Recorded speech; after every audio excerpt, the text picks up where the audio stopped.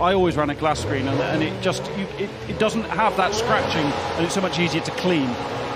You still have to replace them occasionally. I've had to replace one on a rally car. I've caught someone on the stage, and I'm afraid gravel does a wonderful job of making you spend a couple of £100 straight away.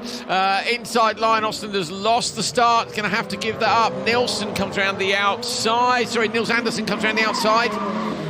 Austin hammering on the brakes on the inside, just going to protect P2. A little bit of contact in the rub for P3. Oh, and then a spin almost to the inside line.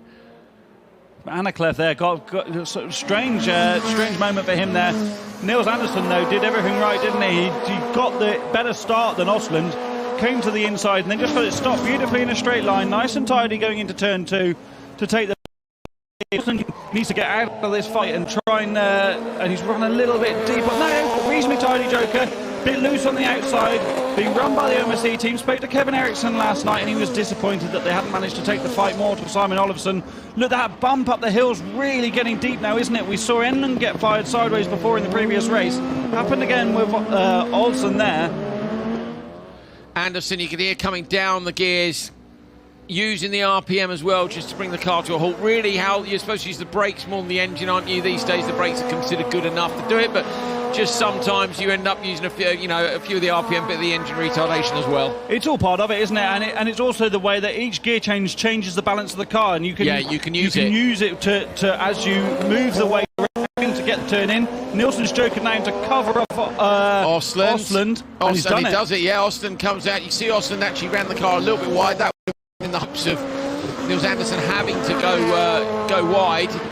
I'm sure last year's crash, remember he had that monster accident on the outside of you can't forget that, the Joker lap. After contact with Enlund, it was just circumstance. There was nothing malicious about it at all. They just touched wheels, and Osland had a monster supercar lights accident, probably the biggest ever supercar lights accident. Got back out on track. I'm sure that isn't affecting his performance this weekend, but he just hasn't had the pace that maybe we would have expected from him. I'm sure we'll see that at Hollius, his home track, when he heads back there, in a couple of weeks' time, and that maybe find his confidence in the way that Olofsson has found this incredible confidence this weekend. You can't take anything away from Nils Andersen, though. He's driving brilliantly, and being in the KMS team, having Jan Kristoffersson next door to him in the tent will only be benefiting. Down to the braking zone at the end of the straight now, going to get closed up a bit, almost going to get collected. Osland was so close to collecting Andersen there. Nearly cursed him, but he's held on. Just the left-hander to go, and Nils Andersen's going to take this one. Let's see how the time compares. 2:41.5 at the bottom of the screen. It's going to be pretty close between them. 2:41.7. Nils Andersen nearly spoiled Olofsson's clean sweep weekend there. He was only 0.2 of a second off. So Nils Andersen, 2:41.7. And Hal, I think it's fair to say we weren't expecting that. We weren't, no, especially with the fight that he was in. Simon Olofsson had a clean race, didn't he, up front, all on his own. But that's a great show of pace from Andersen. So Nils Andersen with pace there to match Olofsson. So where's Andersen in quali at the minute? He's in P5. But with a time like that, I reckon Andersen could end up going front row. Watch his start here. He gets a better launch than Osland on the inside. It's not markedly better, but he's given Osland enough of a squeeze that Osland's had to back out of it. And then Andersen's car's beautifully straight, just comes to the inside, keeps it in a straight line, gets all the braking done in a nice straight line, turns in, doesn't run too deep on the curb, just touches the curb with the front left wheel.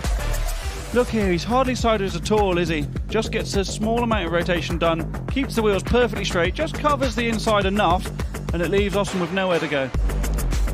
Tidy job. Drone shots now, turn one. Look at the armco on the inside line. I think it's United, it opens and then it tightens. At the outside as well, I think the fact that you've got the tar and then you've got another...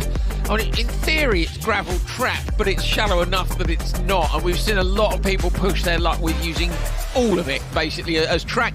In fact, it's almost used by some of the guys in, like a motocross berm, how you know you lean on it, you think you can't lean on that surely, and he leans on it anyway, and somehow they managed to find enough grip to pull the car back on. Absolutely brilliant drive by Nils Andersen. Today, Nils has had a P5 and a P7. Yesterday, I'm just looking at P9. I did have a P2 yesterday. So Nils had a P2 yesterday in Q2. Great stuff. So a fantastic drive for Nils Andersen here. Flashes of the pace. One more lights run to come. Supercars are getting ready as well. That's them in the pre-grid area, so that's where you go to get yourself ready to get down into the grid. To be honest with you, at this point, it's pretty harsh because you're in a hot race car.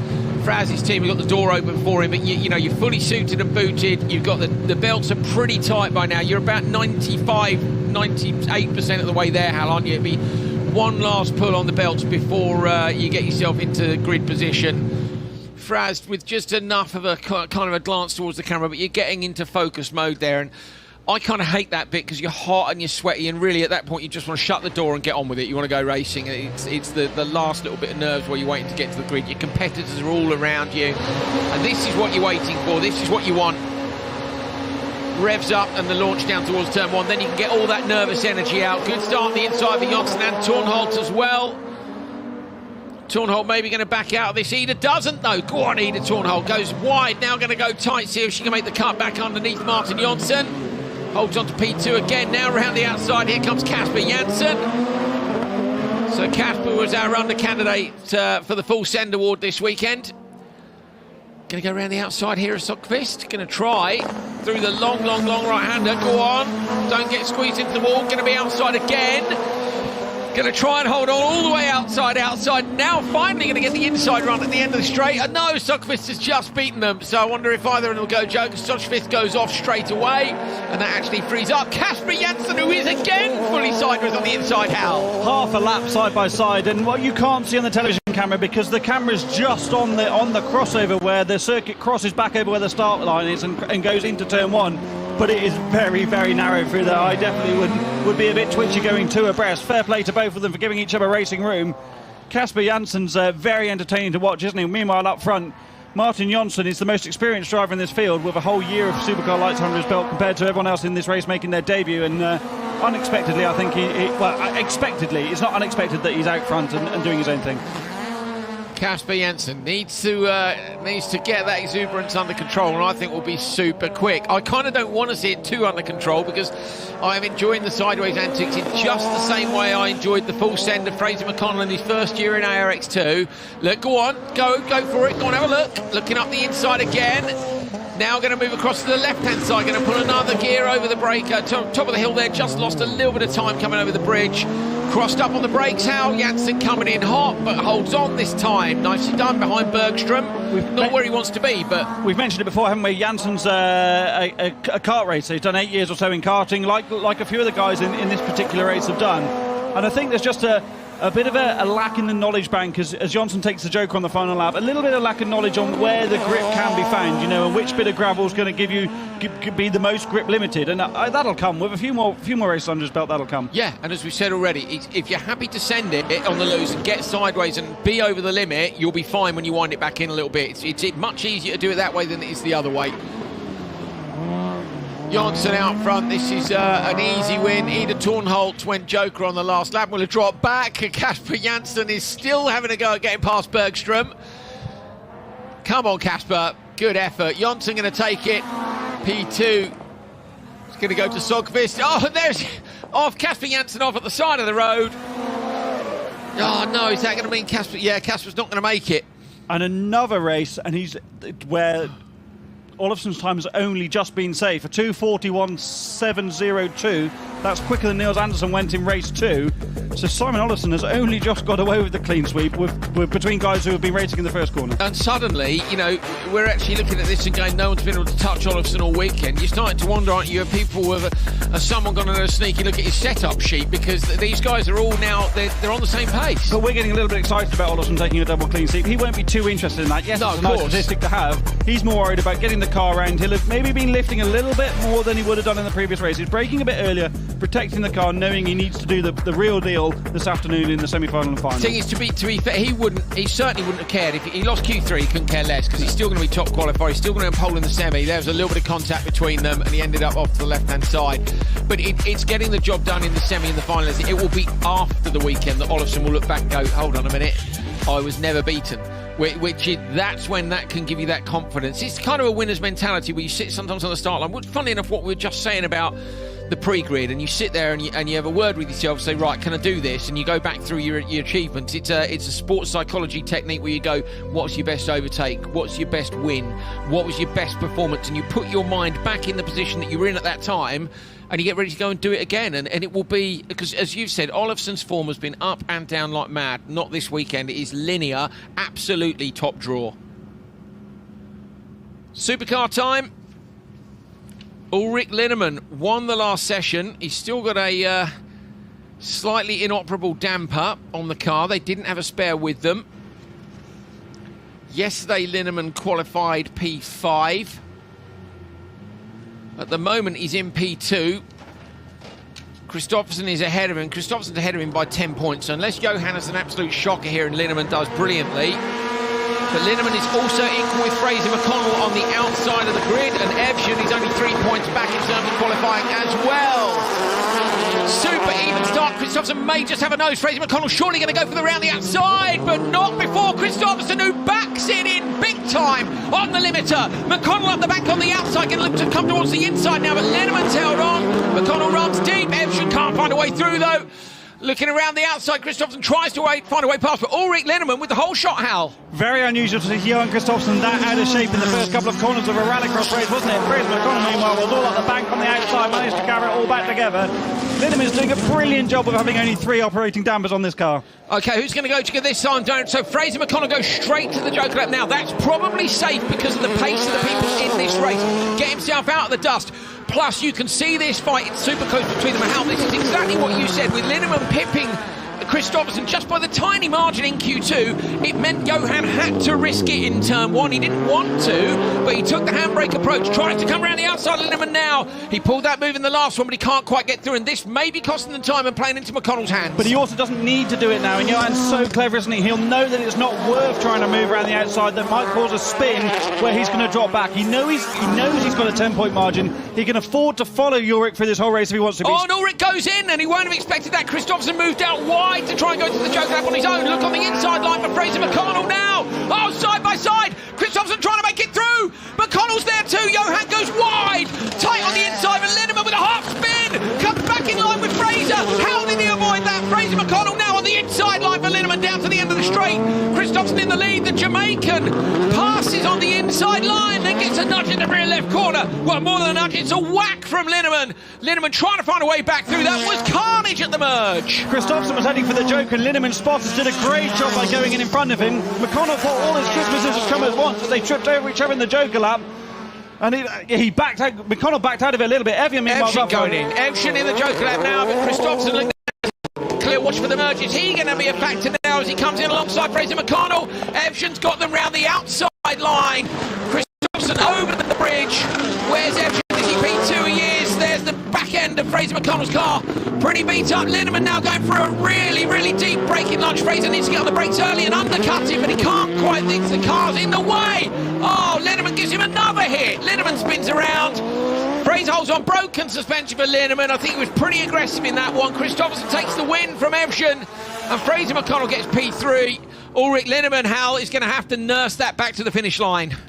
And that's going to cost Linnemann dear in the overall standings, isn't it? Because he was tied with Fraser McConnell, only a few points ahead of Evjen as well. Eda's just behind too. He's going to make it to the finish, so it's not a DNF.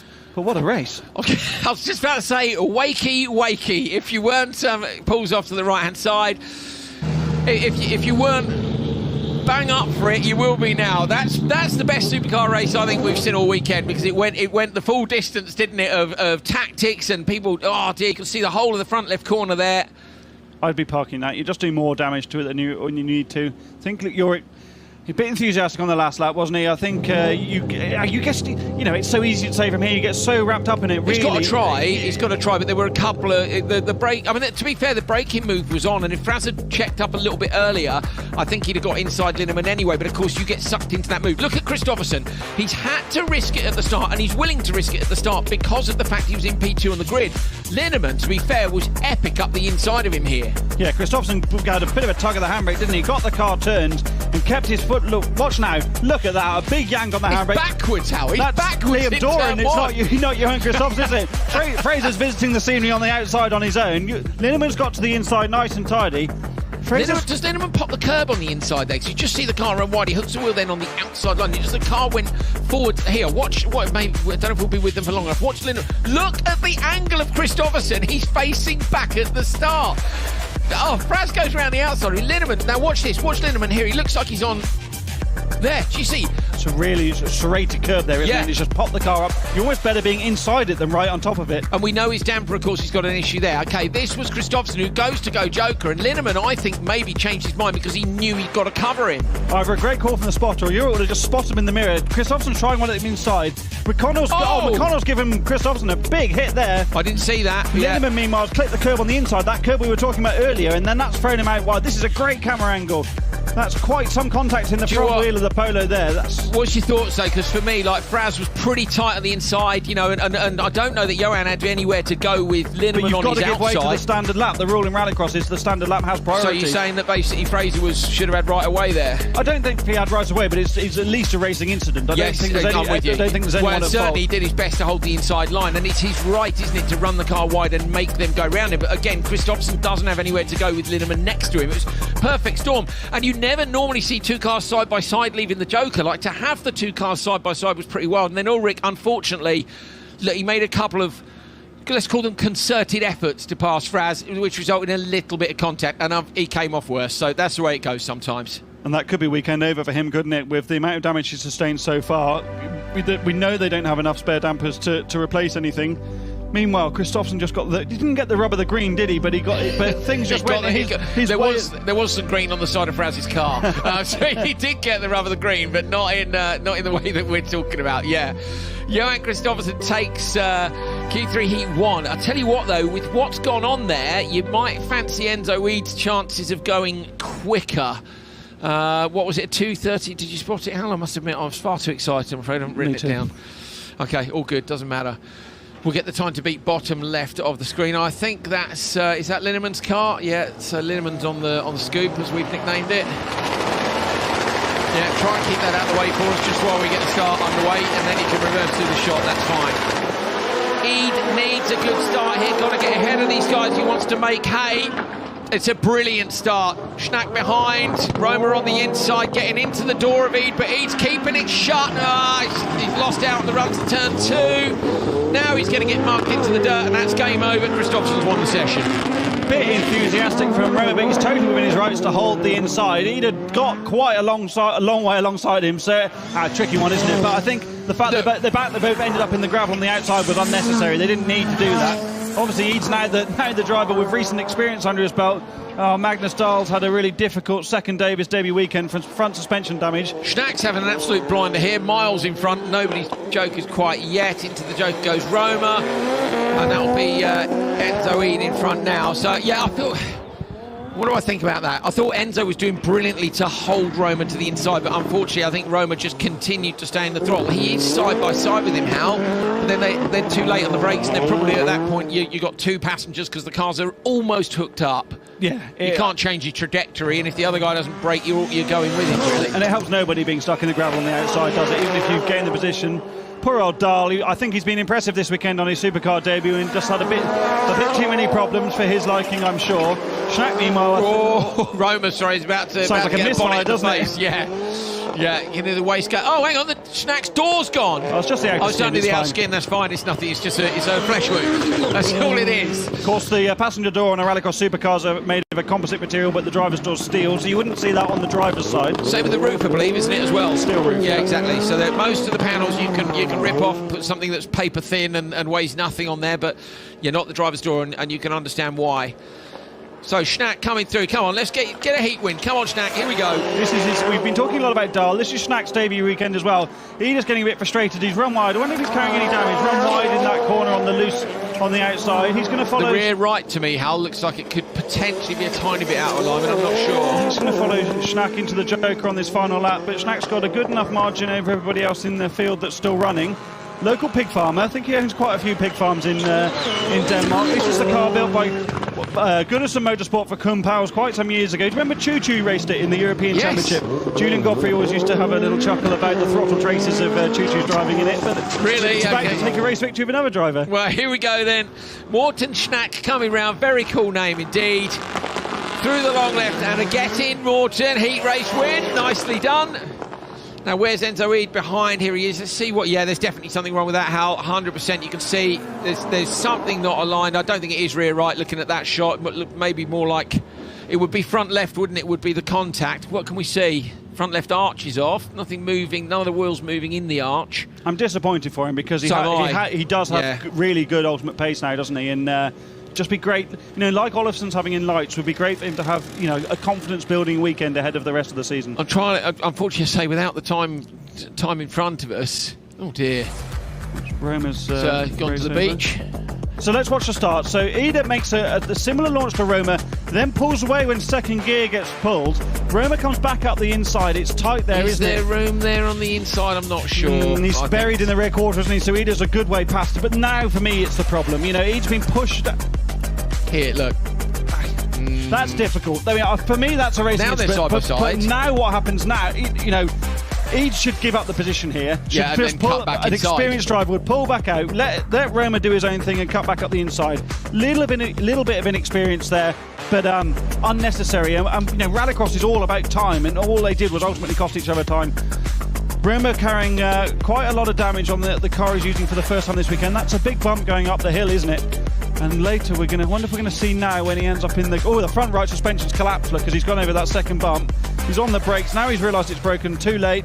And he's going to... Is he going to see? Yeah, he's going to make halfway around the corner at least on the throttle, and he's going to end up on the gravel on the outside. Is he? Oh, no, he's going to make it a couple more corners before he's in the gravel. I was going to say, good effort, certainly. Very good effort. DNFs for Roma and Dahl. Enzo Eid with a 2:45.7. What I wanted to compare was Enzo Eid's time to Ulrich Linnemann's time, because Linnemann's problem is going to move McConnell up. Did Evgen beat McConnell? I can't even remember what happened. The race was so good. Yes, he did. Oh, I can't remember. We'll look at the standings in a minute. We will look at the standings in a minute.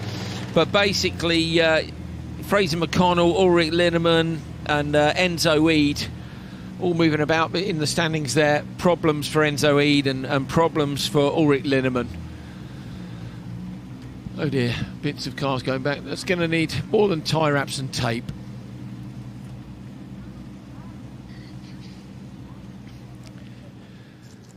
Ollie Eriksson, good to see you there in Nysum. It looks like a beautiful day, and you look like you've been having a lot of fun this weekend driving the RX2E car. We saw you drive it there last year, but to me the car's looking a lot more sorted now. It was early days for it then. You've been doing a lot of testing. How's it going? Yeah, it's been great. We're in Nysum, one of the best tracks in the world in my book. Sunny weather and having an EV car out, showing it for the first time for real. So it's been really good. I've been pushing the car to the limits. It's been running really well all weekend. So been trying to catch the supercar on time, and we're getting close.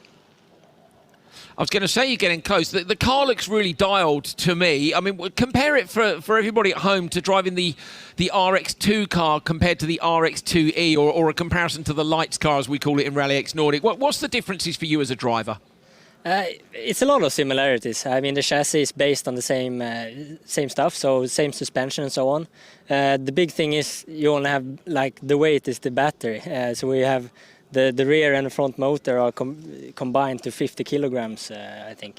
So all the weights is just next to you. So the weight limit everywhere is 50-50. So the chassis is really on spot, and also the instant power you get and so on makes a really good car. Yeah, it looks a lot of fun. I mean, it seems to me that you would be able, not that you've been making any mistakes today, but that you'd be able to recover from a mistake more easily in the RX2E car because of all that torque. It's closer to the performance of a supercar in terms of throttle pickup. Yeah, for sure. I mean, you have no lag, you have no nothing. It's just hit the throttle and the power comes to you. So, but it makes it also a lot more fun to push as well. You can push really hard in the corner, and all the control in the electrics are just there and dialed, so everything you want the car to do, it does exactly as you want, with no compromises. So have you spent some time with some of the other drivers who've been trying this machine for the first time, and what has been their response to driving it? You can use names, it's fine. We know some of the people that have been driving the car recently. Yeah, we've had guys like Guillaume de Rid there, Danny Klaus from Spain. A couple well-known guys. They've all pretty much said the same thing. They find it very easy to push, it's a car that allows you to push really hard with it. Some cars that you over push a bit, but here it's like the limit is so far in where you can push, so you can like extend that limit all the time, which makes it a lot of fun as a driver. Fantastic. Ollie, look, thanks ever so much. We're going to take a look at some of the footage from the testing in Calafat, and thanks for showing the car off in such great style this weekend, and we look forward to seeing you at Hollius. Yeah, thank you for having us. Cheers, Ollie.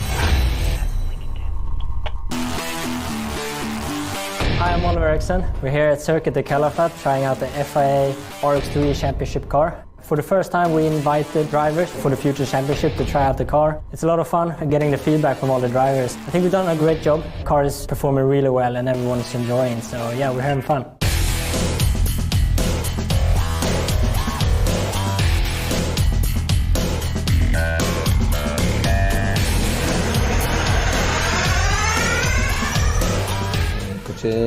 Se maneja muy bien, es súper ágil, muy potente, la aceleración es impresionante. El coche me ha sorprendido lo relativamente fácil que es de llevar al límite, de conducir. C'est une voiture qui est très performante, qui a, je pense, un bon potentiel. Je pense que ça va apporter de bonnes choses pour l'avenir. Yeah, really good feeling with the car. The braking is really impressive. Thanks to the regeneration, you can brake really late. Det er veldig bra. Det er veldig fin bil å kjøre, absolutt. I forhold til mye annet jeg har kjørt før, så er nok dette helt I toppen. No tiene nada que envidiar los coches de combustión, de hecho es totalmente al revés. C'était très chouette, j'ai été agréablement surpris par les performances de la voiture aussi avec le couple instantané. No contaba con que fuese tan rápido y tan instantáneo y la verdad que llevé una grata sorpresa. Ja, absolutt. Det er helt rått den farvaren som I elektrisk.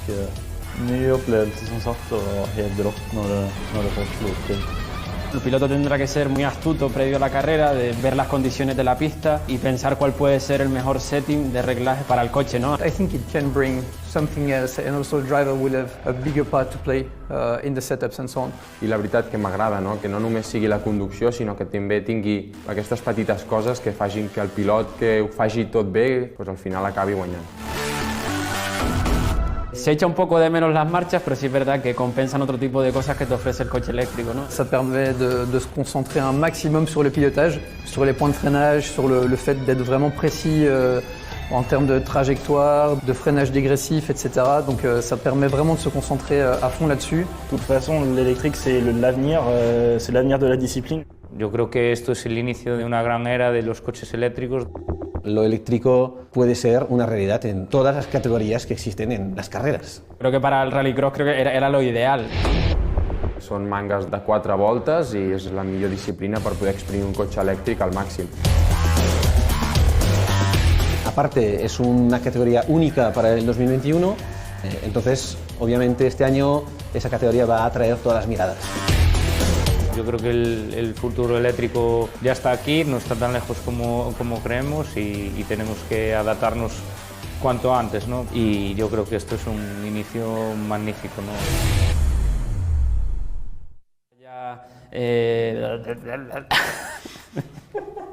Yo, what's up? What's good? Yeah, we're hanging out. Were you late to getting the tires?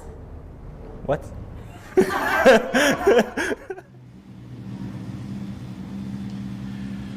Well, we're still digging on the beach. Yeah, Raymond's car still buried in the gravel on the outside of turn 2. Cooper branding on the inside. We got quite a long. I mean, this must be the next. We did a whole lap with broken front suspension, and there's been black flag for his trouble. So I guess for the we've got on the timing screen. So I guess that's for the first corner or first couple of corner incidents. Yeah. For me, he'd had the door shut. He was up against the Armco and was also, I would say, 95% in front. But you got to try it. Everybody makes mistakes. You know, here we go. We're going to see a drone shot of this one, so we'll be able to pick the bones of it, as it were. Here we go. Right, off the line then. So look at Eid. He's got the door.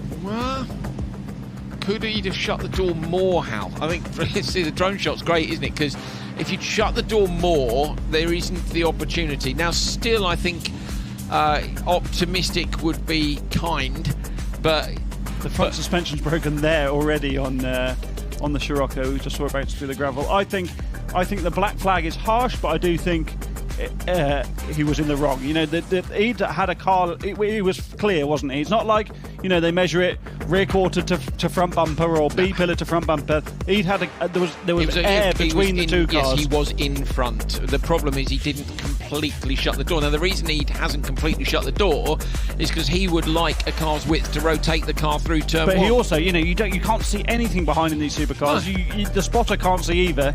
He's probably left a bit of space to be a gent because he's actually not quite sure if he is 100% in front. To be a gent, yes, but also you don't, you know, you're going to come off badly if someone fires you in the side, like the potential was to happen there. I'd like to see that start again if we can from the truck, if we're still scooping up the Scirocco. Yeah, especially from this drone, another angle. Especially from this drone shot, because it's great, isn't it? You can see so much from it. Here we go. Right, another look, Hal. Eid, now, that's so look, it, he's clearly ahead there, and he's moving across. You know, that's contact front to rear. So yeah, that. You know, in the World Championship, for example, that would be penalised. I think. It'd be pushed to pass. But the thing for me is he's almost on the brake, but then at the point he then gets back on the gas, and now he's like, oh, well, now I'm alongside you. Now he's fully on the gas. Now Eid at this point, release him and let him go straight on. I think a more experienced driver would have braked early and checked back up the inside, because you know that there's probably no way that Roma's going to make the corner from that point. I'm just in there as the face of a child on Enzo Eid's roof, which is great. Yes, it's his son. Yeah. That's brilliant. That's absolutely brilliant. Go on, Enzo. Oh dear. I'll be surprised if we see that again today, to be honest. Look how far back the engine is. You know, on these longitudinal supercars, you've got a lot of space in the front behind the intercooler. Not sure that's going to polish out. We'll see. Right, we've got one more race to go in supercar, but we've got the intermediate standings for you for supercar light. So let's see how those guys have finished their qualifying. Simon Olofsson with 3 from 3 again, but Martin Enlund, Tommy Howman have both looked very quick today. Niels Andersen has shown a big flash of pace right at the end of the day, as he showed in Q2 yesterday. Martin Jonsson too. Look, Martin Jonsson was P2 in that one. So Linus Ostland, we know how fast Linus is. Gregory Foss has been improving. Oskarsson, Annette Klev, Expert, Vakala, Sjökvist, Bergström, Tornholt, Kasper Janssen. Only the top 12 are going to go through. So Bergström, Tornholt and Kasper Janssen, who's been spectacular all day. And I'm full of hope for Kasper on the basis of great bravery and car control. I'm just going to polish it, Hal. That's all they've got to do.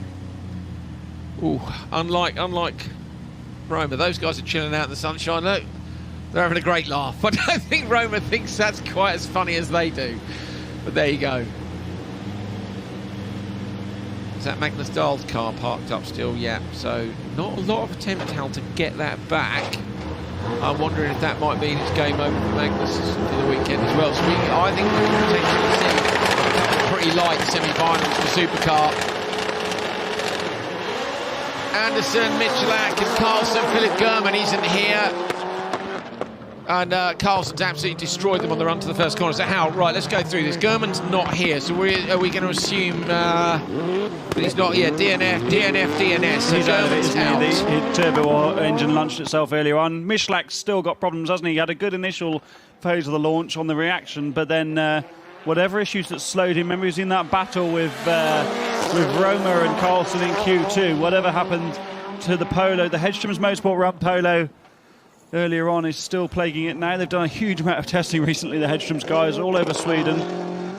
Well, Lars Andersen makes a mistake, gets the car rotated too early, bounces across the gravel trap on the inside, hits the curb. That's only going to damage his time and maybe the underside of the car. Carlson really needs to take the benefit of running on his own up front now, doesn't he? And set a time that we saw him set some really good times yesterday. He's had a few problems as well, so yeah, maybe he can get his head down and we'll see some times popping up when the timing screen updates. So we've got an update coming from Race Control. We're going to go straight after this to the semi-finals for Crosscar Junior and potentially for two-wheel drive open as well. And that's to make up some of the time from the stoppages that we've had. So we're gonna crack on through as Carlson continues to crack on his own. Lap times are looking how not too bad, 40.5. Yeah, I mean, all we've got is his lap time compared to Lars Andersen, so it looks very good at the moment. We don't have the best lap from the previous race. We're going to go and have a word, aren't we? We're going to have to go and have a word.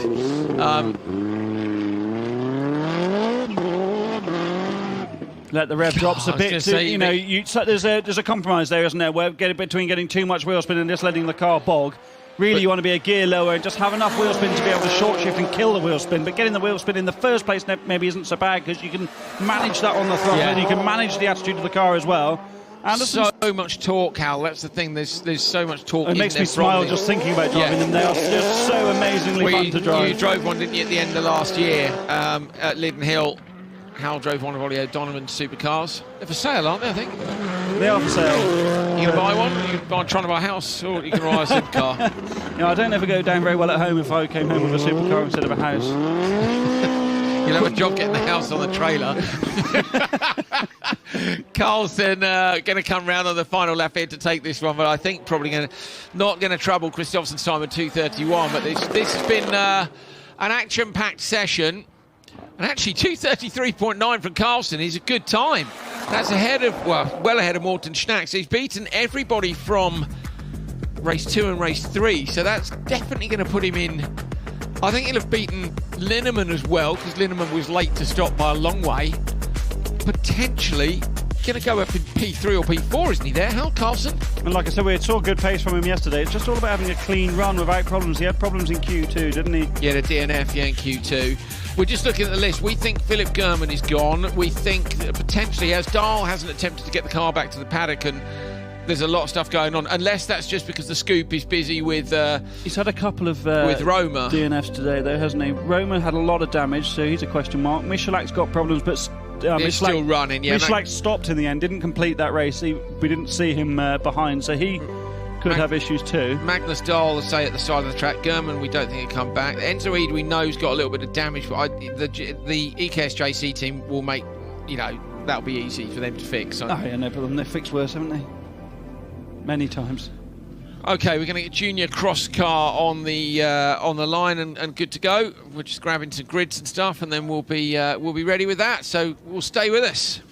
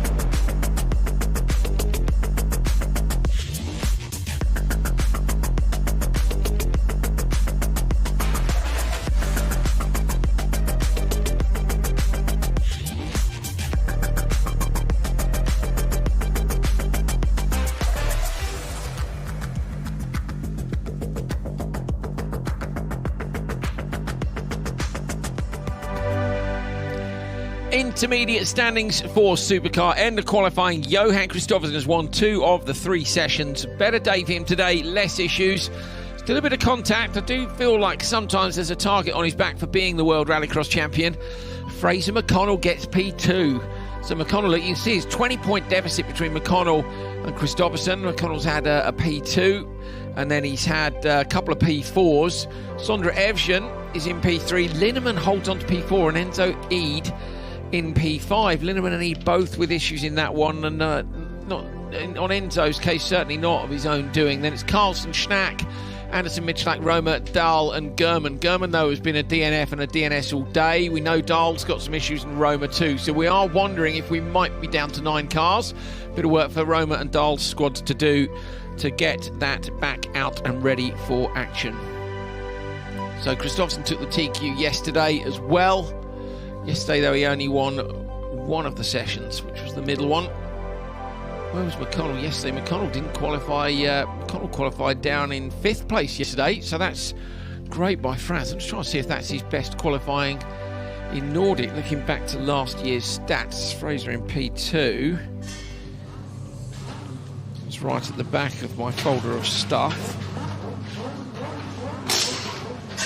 Qualified 3rd 3 times last year. That is Fraser McConnell's best qualifying in Supercar. Double check that. McConnell, yes, last year he qualified 7th, 10th, 3rd, 3rd and 3rd. So actually that's Fraz's first time starting from pole in a semi at least, isn't it? Whereabouts was Enzo Eid? Enzo was 5th, wasn't he? Linneman Hal was... Linneman had Q4 here last year at Nysum. Won a session last year at Nysum as well. He's done the same again today. Is that Enzo Eid's car up on stands?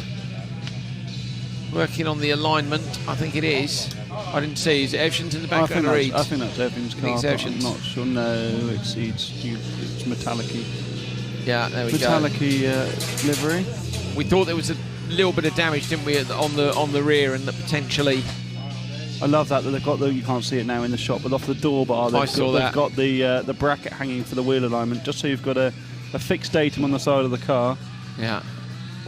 There's Evjen's slightly older specification S1, but I'm sure the internals have been updated.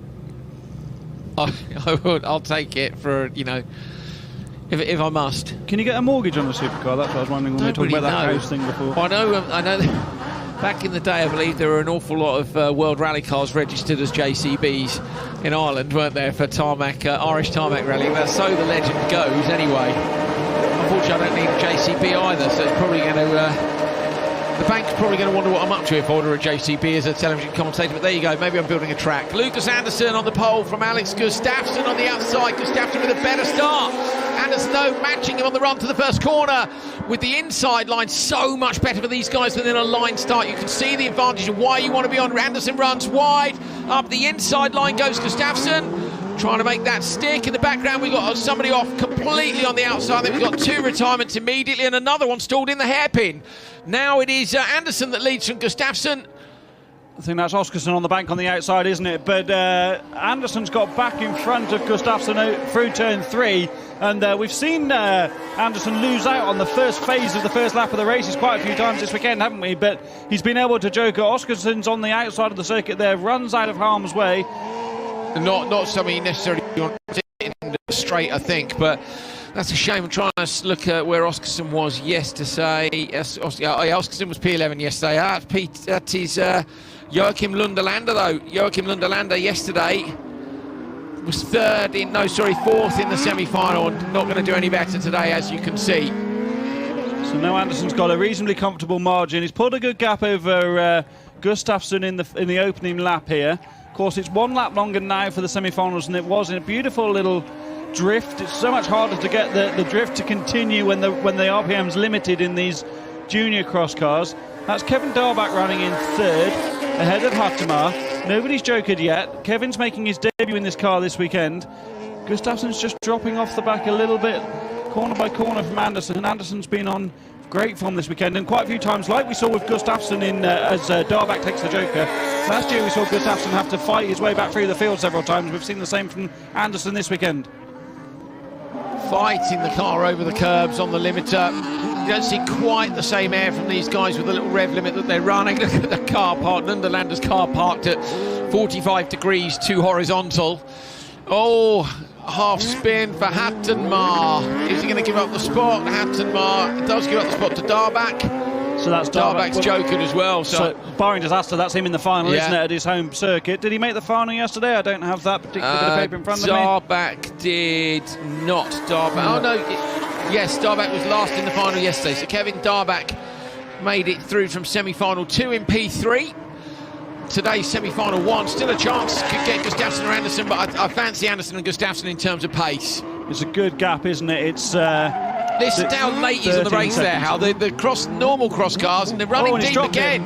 So Anderson's made a mistake now, Gustafsson's going to be right there. So Gustafsson fancies chances now. I was just saying, the braking zone at the minute where it's a little bit cleaner, they're actually, these guys, where they're not able to rev to crazy speeds down the straight, they're able to brake on the tarmac. Everybody else is braking just a few metres before it, and then that means your initial bite is on the loose. And they're both going to head into the joke lane now. This is another difficult braking area down here. Look at the clean line that's developed on the inside as they bounce off the rev limiter. Difficult to find your braking point into here, but he's done it beautifully, Anderson. Got the nose in, and the rear just bounced off those ruts. They actually helped in there, didn't they? Gustafsson follows him through. Gustafsson won't be delighted with his pace, but, you know, well through into the final in second, assuming they both get to the end of the lap unscathed. Anderson took the win yesterday, having won semi-final number 2, qualified in P2. It was Yulalami who was the TQ man yesterday. Alex Gustafsson was P2 in semi-final 1 and ended up 5th in the final. So Gustafsson not quite able to match the pace of Anderson here. Anderson coming round to take the win. Car nicely balanced through the last corner. And Anderson, having won 2 sessions earlier on today, so didn't win any sessions yesterday, has won 2 sessions and now wins his semi-final. Good for Darback from 6th on the grid.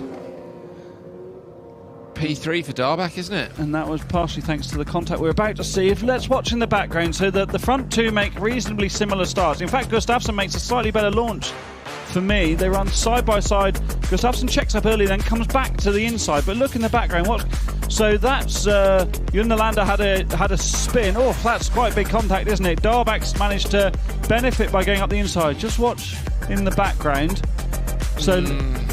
Darback actually has a big old whack there. I think that car's strong. Let's give it that. It is strong, and Oskarsson also had quite big contact as well. He retired. He also retired on the opening lap. Bit messy.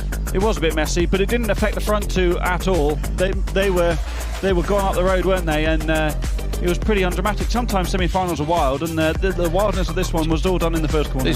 I think they're nearly always one or the other. If you have a crazy semi-final 1, semi-final 2 is normally dead sensible, and I often wonder if that's because everyone in semi-final 2 has been watching semi-final 1 and has gone, oh my God. Or even sometimes you know that somebody who's a competitor of yours in the championship hasn't made it, whatever it is, and then occasionally semi-final 2. What was the one where Timmer rolled it and then carried on? Hockenheim. No. Norway. Norway, hell. Oh yeah, Norway. Yeah. And they made the final, didn't they? It was ace. I love that stuff. I don't think any of them watched the previous semi-final. Once you're in the car, you're not watching it. No, but you know what I mean? Maybe someone gets on the radio and says, look, it was carnage. Keep it calm out there. Whatever it is, there's nearly always one banger and one and then just occasionally get an epic final. But it always seems to me, if you look back, it's often epic semi-finals. It was the Hockenheim semi-final, wasn't it, that was mental? So much at stake, isn't there? It's a difference between potentially winning the event or being 12th. Exactly. So whereas in the final, you're guaranteed 6th already. Yeah. Of course, you want to make the podium, but it's different, isn't it? Oh, that lovely Jamaican livery's not looking quite so. Fraz, you're gonna have to get the team to get some yellow and green tape there, mate. They've got black tape at the back, but discs being changed here, so you can see the centre part of the disc being replaced. So always enjoy seeing Sebastian Eriksson. That man there, one of the very best rallycross drivers in the world, and we're not joking when we say that, how we both rate him extraordinarily highly. Yeah, he's been a surprise to many when he's turned up and and done what he's done, but not to those that, he's the sort of driver that goes to these incredible massive folk roads, the NGK Masters and stuff, with hundreds of competitors and comes out on top in fairly equal cars, and then jumps in a supercar and smashes it. But walking around the paddock, you'd never know. Normally he's filthy and underneath a lights car. I still fancy NGK Masters. Do you? I don't think it happened last year. Did it with COVID? No, I've been, I had the opportunity to go several times, but always used to clash with Croft. But Croft doesn't happen on the British Championship calendar at the moment, so maybe there's a chance. A little trip on the go. Another tree's worth of paperwork to leave the country. Only half a tree compared to the paperwork we've had from timing this weekend. Don't worry, there's a recycling bin here. We promise we'll use it. Semi-final 2 for Crosscar Junior. 3 more places up for grabs. Inside line, front row, Rasmus Persson. Then it's Yulilami. Row 2 is Nilsson and Hallinen. Row 3 is Lucas Jensen. So Persson versus Yulilami. Good start, Persson on the inside, but a better start from both the cars on row 2. Not sure there's going to be any way through for them. Persson moves across to the inside line. Might get up the inside of Yulilami here. Yulilami, though, swings the car inside. Oh, and super sideways there.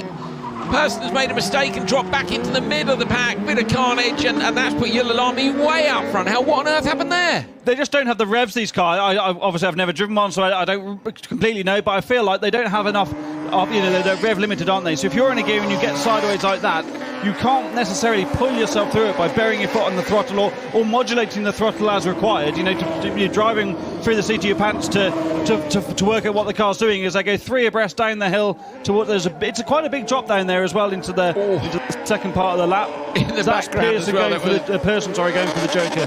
Yeah, it was tight between them. But what I'm saying is, you can't rev the wheels up, you can't rev the engine and spin the wheels up. So once you're sideways like that, you're just a passenger. Hallinen having a look up the inside line, super late on the brakes now. Hallinen going to make the pass on Jensen here.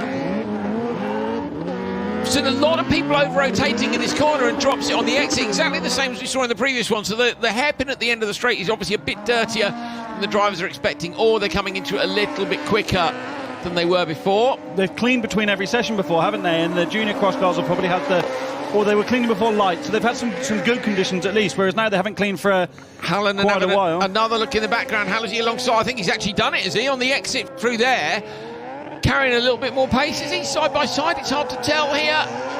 Yeah, I'm sure. Yeah, he's a good way in front. Jensen, I think, maybe has a problem. He's run wide, doesn't seem to have the pace of Persson, who's back to he must be back to third once the timing screen updates, because that's Jensen who's dropped back in the number 96, still showing a second on your screen at the moment. Hallinen's well clear up the road ahead of Persson. Yulilami is the man who's completely checked out. Here's Yulilami. Yeah, there's no question about where he is on the road. No, he's completely untroubled. Gap back to Lucas Jensen is what? It is 4.5 seconds. That's probably not quite enough, to be fair, to get out in front of, but it doesn't matter because they've both yet to joker.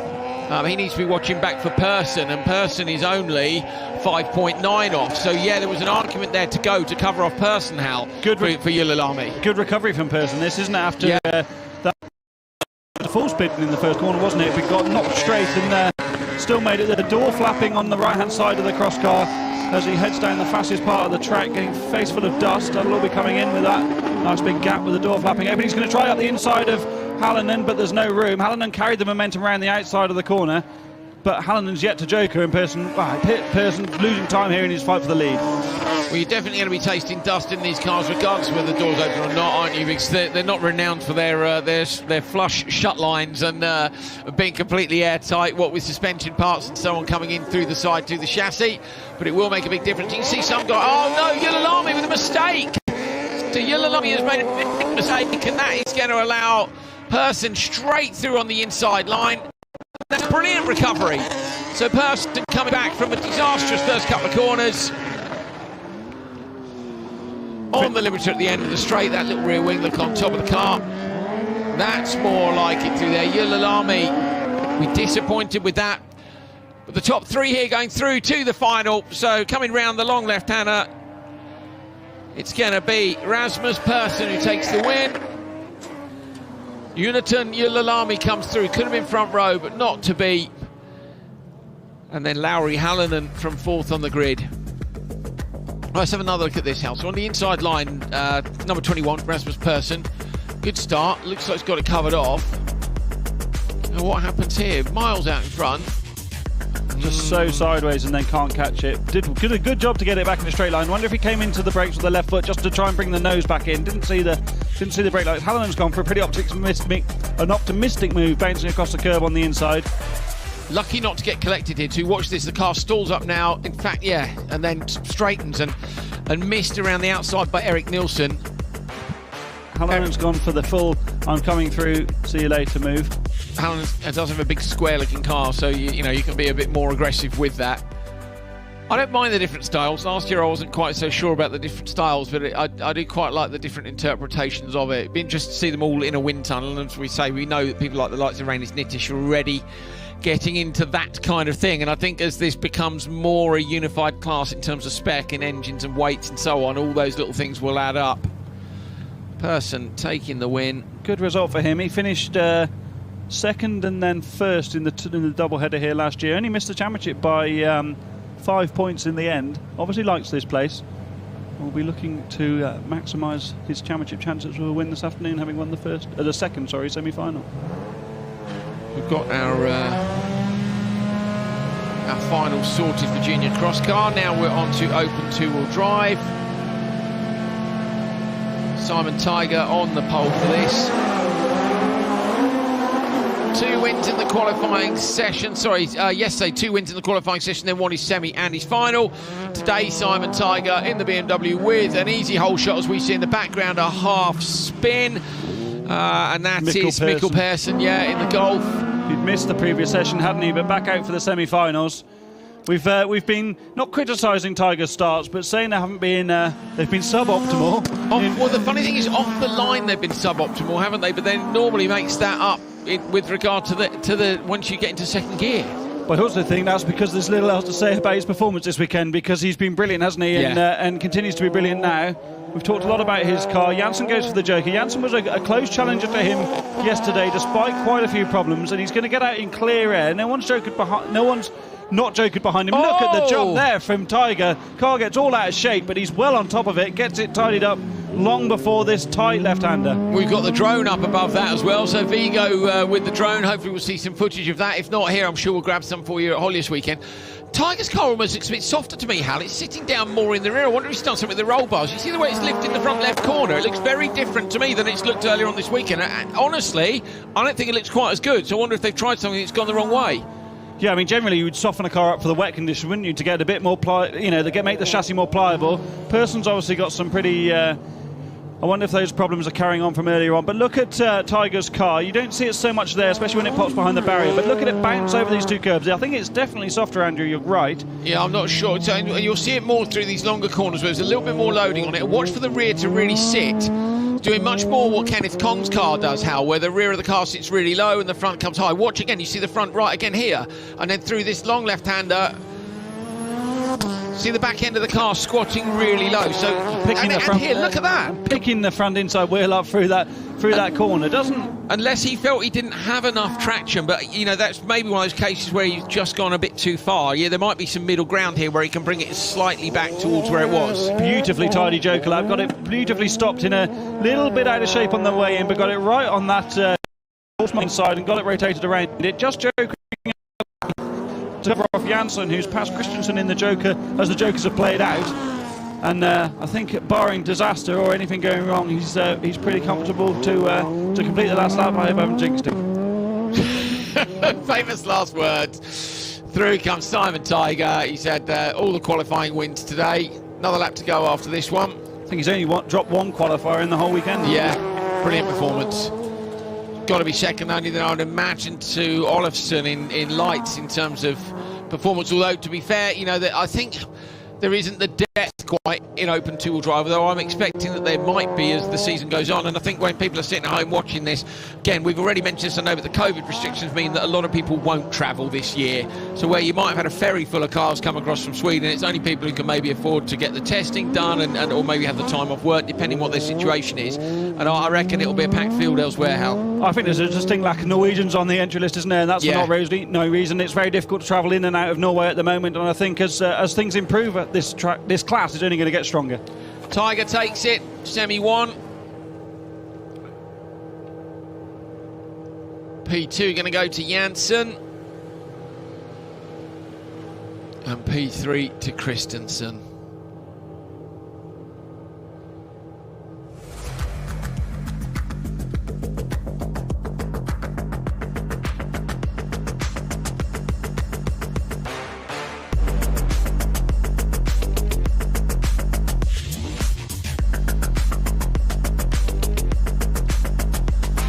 That was the spin in the first corner for Michael Persson. Have a look in the background. How is that assisted, or is it on his own? Hard to tell from that shot. I think there may have been a little contact with England, but hard to see from where we were looking.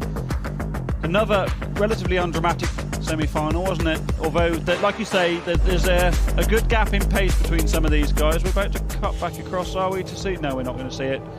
But another great performance from Tiger and Janssen, back where we expected him to be following his performance yesterday morning. Christensen going through as well. Lars England in the Porsche. Unfortunately, we're not going to see that car in the final.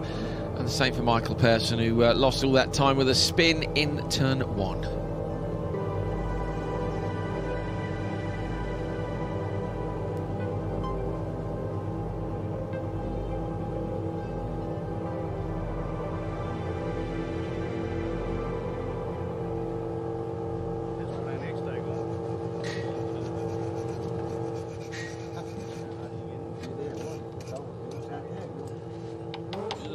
So there in the shot now is the guys working on the Scirocco. Look, it's snapped the bottom of the damper. The upright's still intact. That's the machined alley part that's behind the brake disc. And that's the part which is potentially not on board, isn't it? Dampers are more likely, I guess, to have a bunch of spares of. So I think it's the bottom of the damper that's broken, isn't it, rather than the upright. So they may have a damper, or maybe there's a lack of dampers in Denmark in general. Oh no, we've got that man's wearing a welding mask, Hal, which suggests to me that there isn't a spare. No, everyone carries a welder. Always very friendly with someone that does, but it's going to be a huge effort to get back out. Look at the air filter that's looking ever so clean and hang on, the angle grinder's out. Here we go. Battery grinder as well. Okay, now this is giving you a good idea. That's cleaning up the edges now to be able to get a decent weld. And this will give you a good idea of this is how you get your car through an MOT. No, it's not. This is that's a road worthy test here in the UK. This is emergency repairs, basically cleaning up the edge, how try and get a better connection effectively for the welder and try and get that back out. But that's on a wing and a prayer, isn't it, to last? So on the right there, we're looking at the back of Johan Kristoffersen's car. There's Johan himself having a good look at it. That was Per Anders Eklund working on the Polo. Per Eklund and Per Anders Eklund rebuilt this car for the Kristoffersen Motorsport team over the winter. Not last winter, but the previous one. Obviously, Per and the Beetle aren't here this weekend, so Per Anders has been seconded into the fellow Arvika team to help run the car. They've got significantly less work to do than this team have, who were also running a car that Kristoffersen Motorsport used to run. Look at the little caster washer. Do you see the washer on the top of the upright? That's the least of their worries now, what the caster's going to be on the front wheel. Yeah, that one is not going to get aligned. Let's put it that way. They won't be doing a beautiful wheel alignment on it like EKS JC are currently doing on Enzo Eads' car. That will be see if you can get the fourth wheel on it, and we'll deal with it. It's a camber washer, of course, not a caster washer. It's all good, Hal. It's all good. I love how specific you are. You're very cross with yourself about that, aren't you? Yeah. Kenneth Kong and Marcus Norman on the front row. Back row is Berkelson and Larsamo. Kenneth Kong with a great start. His BMW sitting absolutely flat off the line. Marcus Norman pulls in behind with a rotary engine. And then it's Berkelson and Larsamo. Really, they ought to be able to keep themselves out of trouble here. And Nysum hasn't troubled them. Well, Nysum, according to this, hasn't been in the rest of qualifying. No, he's had DNF, a few problems through the course of the weekend, hasn't he? This is a real Norway versus Sweden battle, as the whole class has been all weekend. But local man Kenneth Kong, Russell Atkins' favourite driver in the field, the RallyX Nordic press officer, is doing the business out front. He's been spectacular, hasn't he? Maybe not quite as consistent as Tiger, but you know, he's where he wants to be now. Well, Russell Atkins has been spectacular as the press officer, not as consistent as Simon Tiger, are you saying? Or are we talking Russell is actually somewhere nearby? This is his last day on RallyX Nordic duty. Russell, thank you very much indeed for all your hard work. He's just out of earshot, so we could actually say what we want about him, but he's worked incredibly hard on this series, and he's moving on to the FA World Rallycross Championship. Best of luck with it, Russ. Back to the racing out front, and flames from the back of a rotary engine. Look at that, Hal, that's my favourite. I like the air on the back of the RX-8 as well. I borrowed a friend's Mazda RX-8 for a few months out of necessity, and it didn't survive. But the rotary engines aren't the most reliable things, are they? But you know, they. Sorry, you borrowed your friend's and it didn't survive. Norman's in the Joker, locks up the front wheels. Howard is not telling us the whole story here. Listen to that. Listen to the RPM. Sounds wonderful, doesn't it? I wouldn't even know where to start with rebuilding a rotary engine.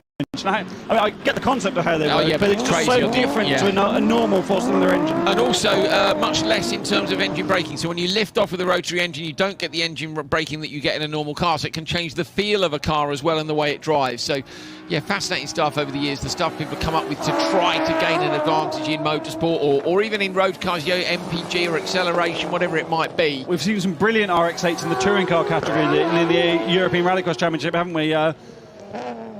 And it's obviously an effective way to power a rear-wheel drive car. And, you know, I always find it amazing. Okay, you know, why would you go away from something like a BMW, which BMW invested millions in developing the chassis for, and then we're all guilty of it. We'd sit at home and go, I wonder if we just move the axle a couple of mil forward to try and achieve whatever. You know, or put an engine from a completely different brand of car in it. Let's put 3 turbos on it because that'll make it faster. Well, what BMW have developed is probably quite good in the first place. I'm not saying what people do is wrong, no, I know, but sometimes it's very easy to get carried away and go away from what the car was intended to do in the first place. You go down, the thing is, you go down the rabbit hole, a bit like watching YouTube of rallycross videos or rally videos, and then you waste the whole day. And instead you go down the rabbit hole and you go, oh, what if we try this? And then you try 19 different things, and then you go back to how it was before, and it's back to how it was before.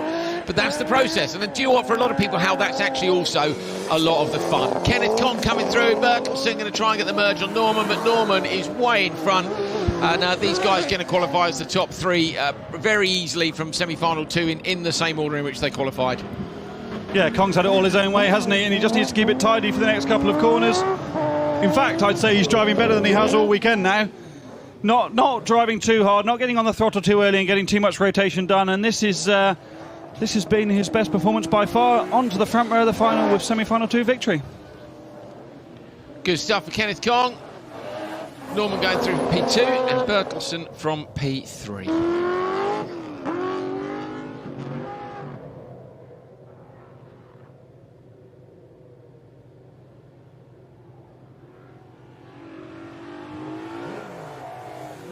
Final finish, I'm pretty sure glad to see the checkered flag. Roland Larsimo has had a rough day, he hasn't finished any qualifying session. Kenneth Kong away from the line.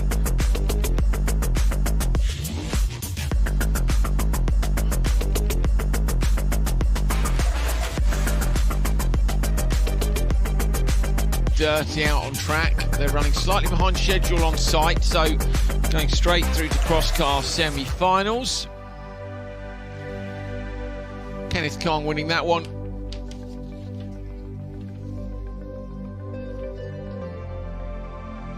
From Norman and Bertelsen.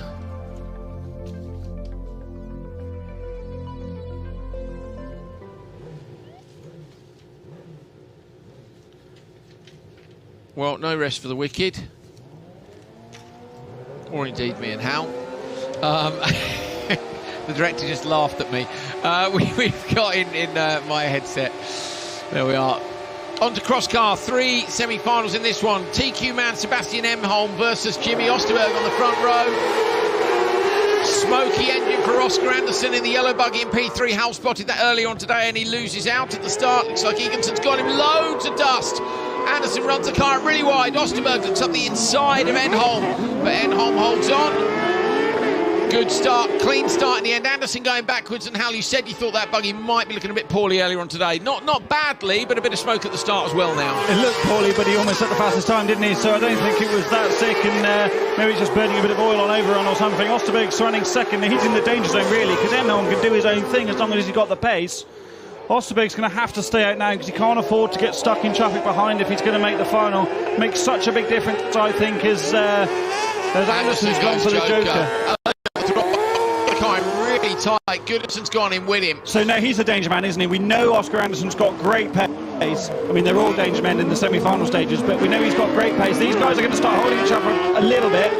And now for Osterberg, his spotters are going to have to be watching the stopwatch and decide whether he jokers now to cover him off or go to the end and try and pull a big enough gap. Yeah.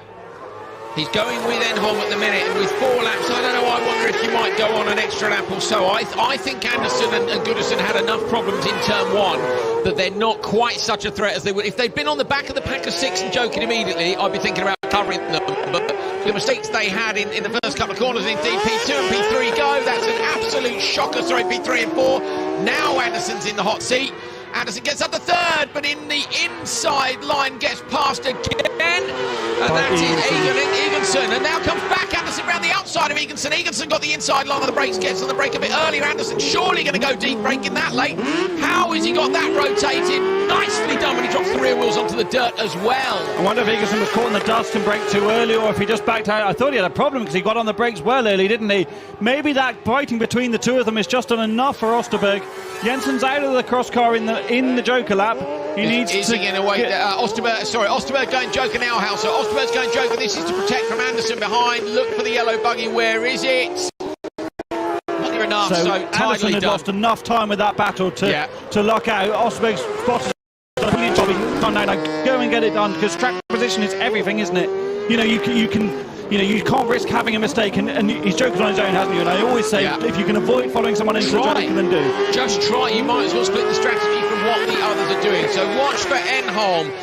Yesterday, Enholm was the top qualifier, but come the semi-finals was 2nd place in semi-1 and then 3rd place in the final. So Enholm's day got worse. You can't say it's much worse when you've been TQ and ended up with a podium. It's still pretty good. Osterberg coming around the inside line, but not quite close enough. And Enholm will hold on. So today the TQ man is going to convert, being on the top of the pile after 3 rounds of qualifying to semi-final win number 1. Get on the brakes nice and early. Keep it tidy. This is where ideally you would have your spotter say, you're doing good, you're all good, you're clear. 2 of these going through, so Enholm and Osterberg will be going through to the final. Round they come to take the flag. And that is our first 2 going through. Osterberg had qualified in P4. Remember, because there are 3 semi-finals, basically P1 goes to semi-1, P2 goes to semi-2, P3 goes to semi-3. Then Osterberg in P4, he ends up back in semi-1. It's a little bit more complex than when you've got 2, and it's the nice, easy odds and evens. Good start from all of them. Enholm, runs a little bit wide, but gets back to the inside tidily. Look, he's running a bit deep, but you just can't get the traction with a rear-wheel drive crosscar to fire one up the inside like you maybe would be able to in a supercar if you were straight. None of them were anyway, so it doesn't matter. But Enholm did exactly what he needed to do then, didn't he? Just got the job done through turn 1 and turn 2. Got his head down and got out front. The Joker merge looked closer than it probably was in the end. But, visually it looks very, very different because of the angle of the 2 corners. That was a great move by Eganson, but then Anderson got him back going over the bumps. You've got to be so brave in these things, haven't you? Because you're so close. It was this braking zone for me. You can see that Anderson is on the absolute limit. They've had to feather the brake pedal the whole way through that area, but somehow holds on to it as he gets down to the end of the straight and gets that position. Result of cross-car semi-final 1, Sebastian Enholm and Jimmy Osterberg go through to the final. Both of those guys were in the final yesterday. Enholm got 3rd and Osterberg got 4th. We are going to leave you with some slow-mo shots for a few minutes. The guys are going to head out and water the track. That's fine because we're not racing for time now, we're racing for position. They're going to do that between the first 2 semi-finals and improve the visibility a bit for the next cross-car semi.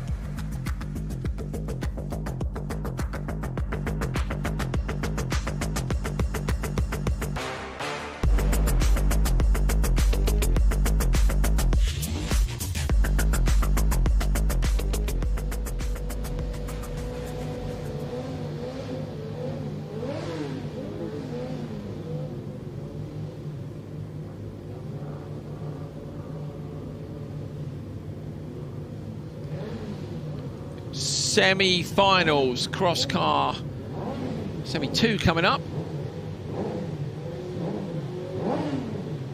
I think it's good for the drivers, Hal, that there are 3 semi-finals, but I do think that means that the pace differential between the front and the rear of the semi-final is more than it is when there are 2. Yeah, because your man on pole is from first, and then, you know, by the time you get down, you know, the guy who's at the back of semi-1 is like 15th, and so it's hard for them to be competitive. Hallberg and Rierson on the front row here. They'll be looking to book their slots. The front row went through from semi-1. Brilliant start by Hallberg, and wheelie up into second gear, but Rierson even quicker. Rierson shuts the door. Hallberg now trying to come all the way around the outside. It's Pasi Penttinen. Made that move work earlier on today out in the dust. Goes deep again. That's surely not going to work, but Penttinen's on, and Hallberg spins on the inside line. So Penttinen does get away with it.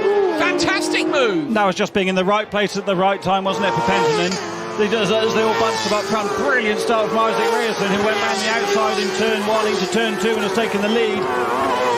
He's having a much better weekend here than he did last year when he came in leading the championship and lost it in the last couple of rounds. He's got a good margin at the front of the field. Penttinen, meanwhile, was the luckiest man of the weekend by the front 4 getting all tied up with each other, and he's able to hang it around the outside. Really, I mean, he made the round the outside move already, and then came in deep to turn 2, and I was just absolutely convinced with the dirt on the outside he won't find the traction. But when you've got a half spin at the apex, thank you very much. He wouldn't have done, would he? No. But it was just fortunate that he was out there. It was kind of worth it. He might as well take the risk, because he's on the outside anyway. You're going to get bundled, aren't you? And the chances are you're going to come out of it P5. You know what? Why not go for it? That's what he did, and it paid off.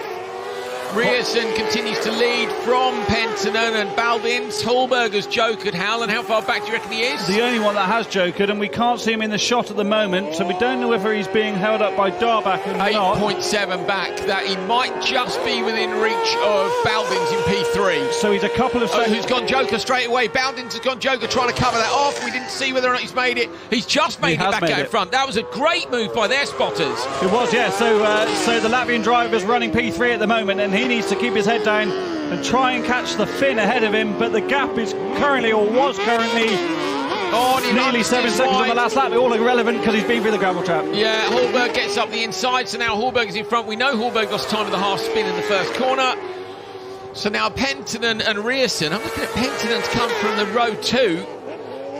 A fantastic result. Penttinen as well. Wasn't it Penttinen that earlier on today had the amazing run? No, it wasn't today. So, yes, it was. It was Q2 today that Penttinen had the brilliant run from the back of the field. Other than that, has been really, well, had a terrible run in Q1, and then in Q2, I think, Q3 was P11. You just need that one big high score day to put you right up the leaderboard when it's as open as this.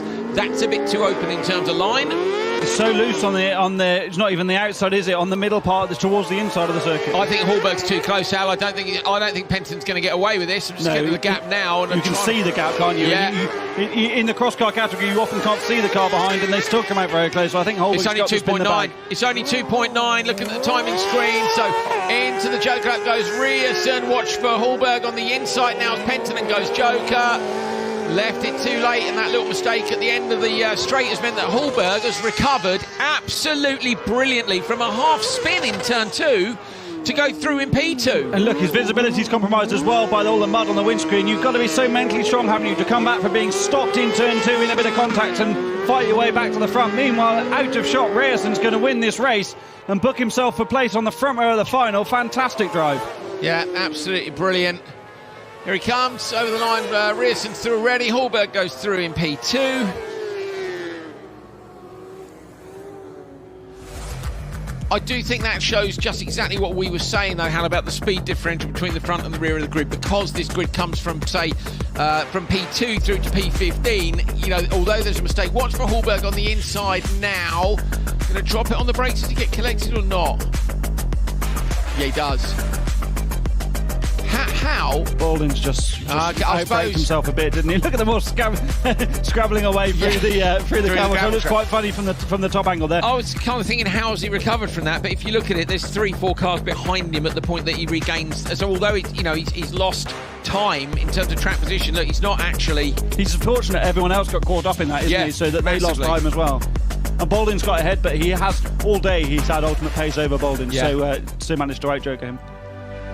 Ryerson and Hallberg go through from semi-final number 2. Oh, hang on a minute. Black flag for car number 81. That was... Baldwins, who went into the rear of Hallberg in turn 2. So Baldwins was DQ'd anyway, didn't make any difference in the end. Ryerson and Hallberg, though, do go through in the opposite positions to which they qualified. So far, both front rows have gone through. Sebastian Enholm, the TQ man, won his semi-final, whereas Patrick Hallberg, the pole man in semi-2, ended up coming through in P2. Now we're on to semi-3. Hammerqvist versus Larpety on the front row.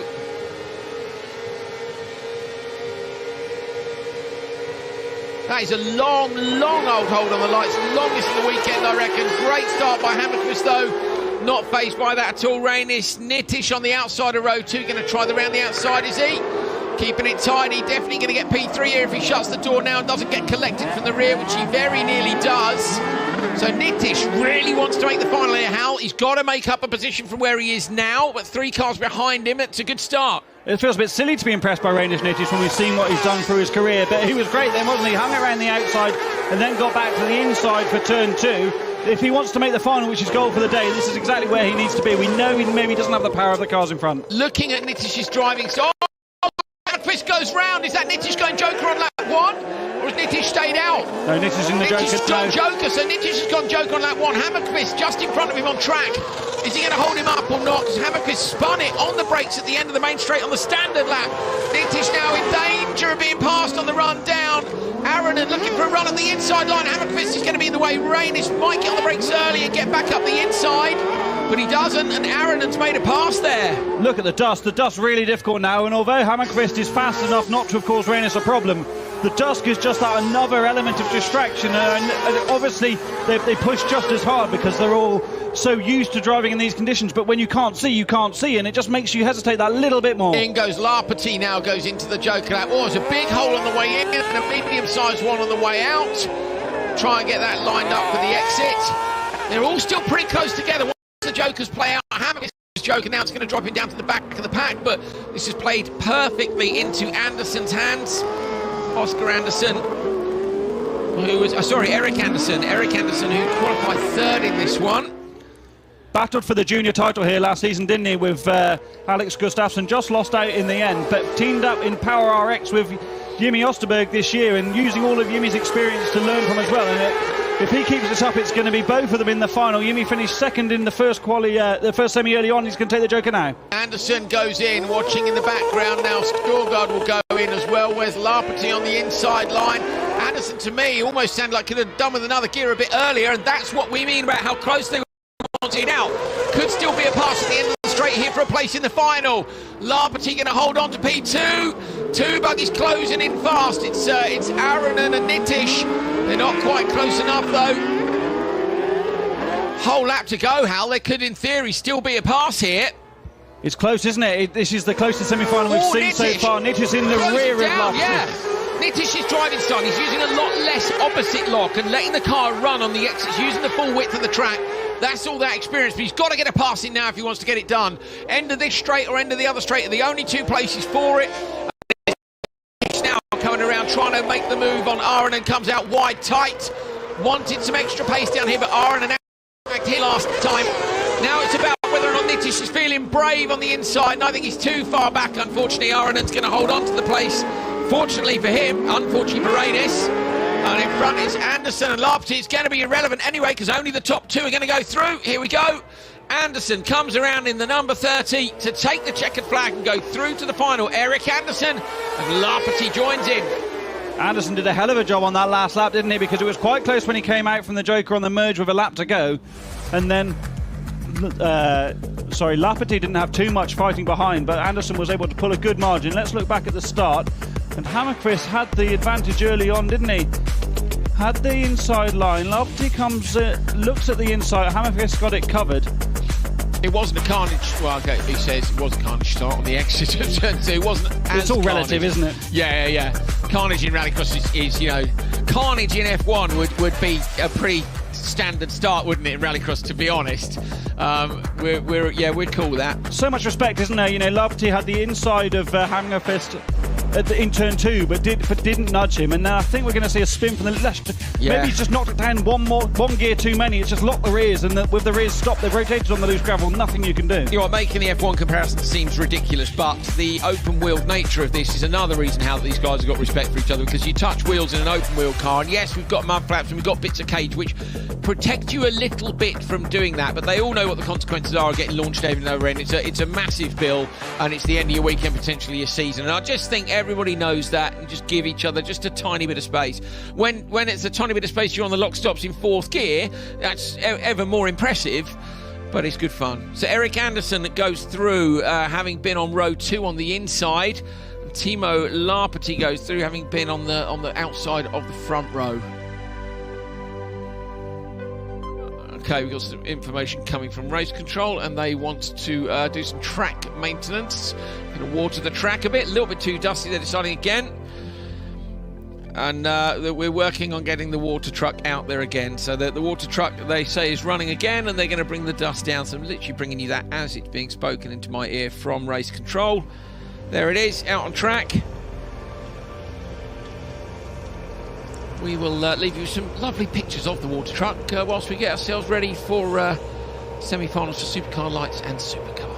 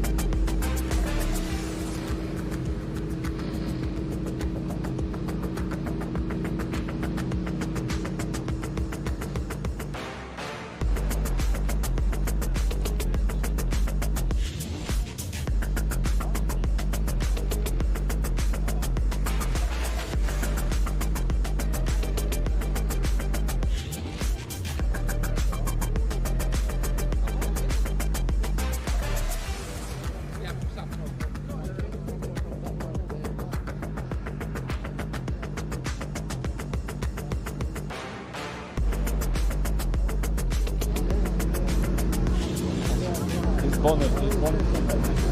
Nej, jag var nästan. Jag hade det.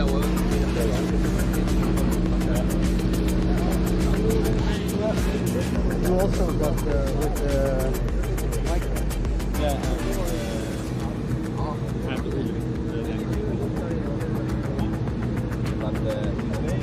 Like this? I will do the same. I have no problem with that. Me neither. Nej, det är det som är mitt problem.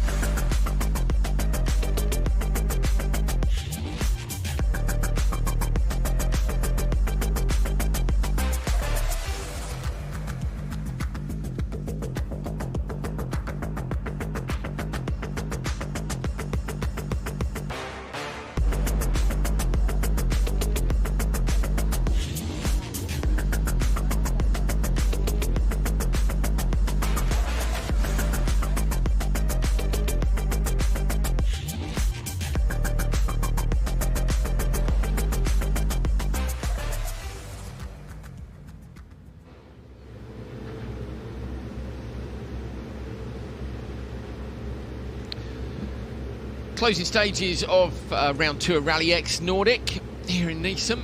We've got semi-finals to go for Supercar Lights and Supercar, and then we are on to finals for everyone. Supercar finals for everyone.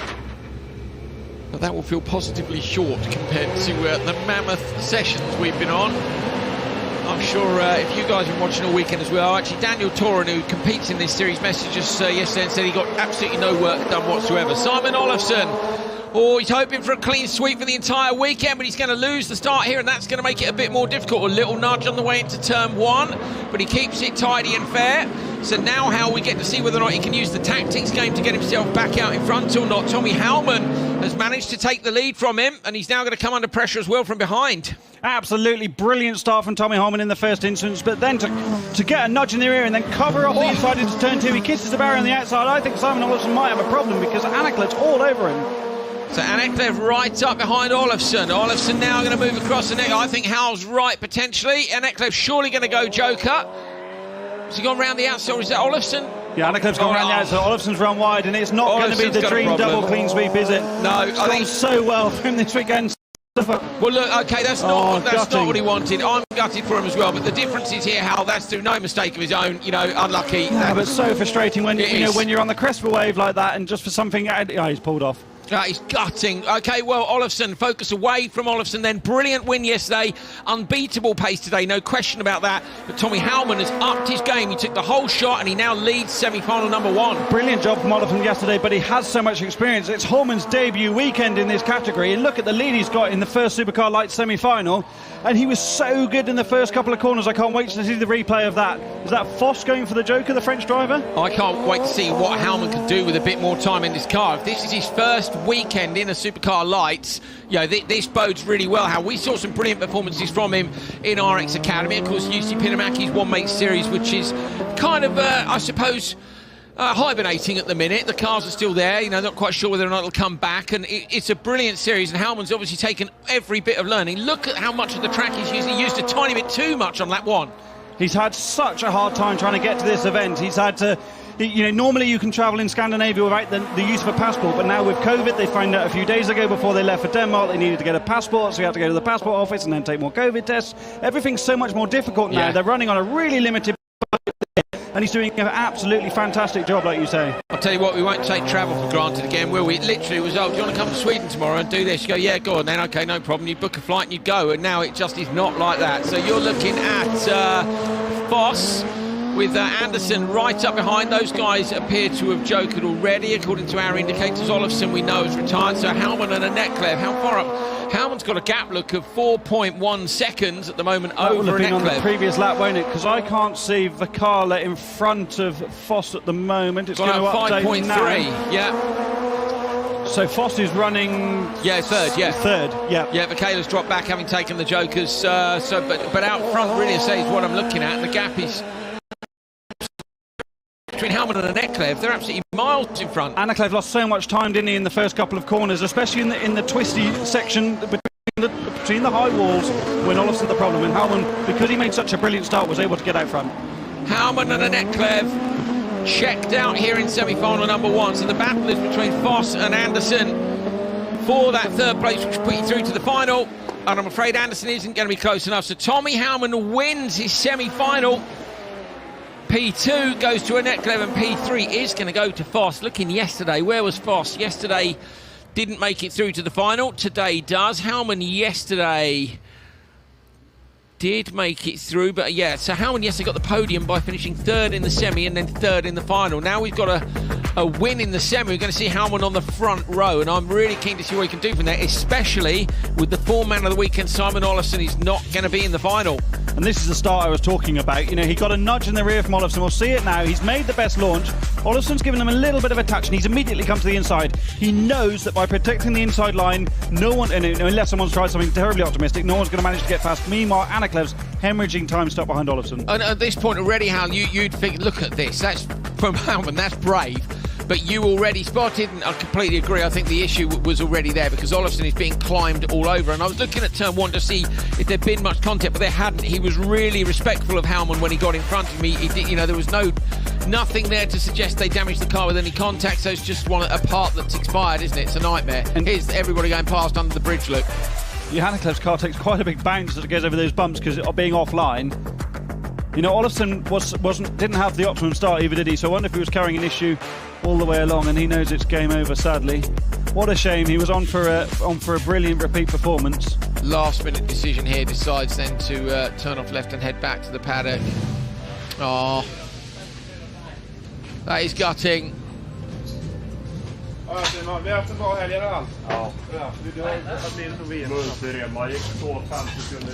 so we're hearing that one of the belts on the engine has broken, which sounds like the one which goes between alternator and all the various different parts on the car. They're calling it the multi-belt on the talkback. Makes lots of sense, doesn't it?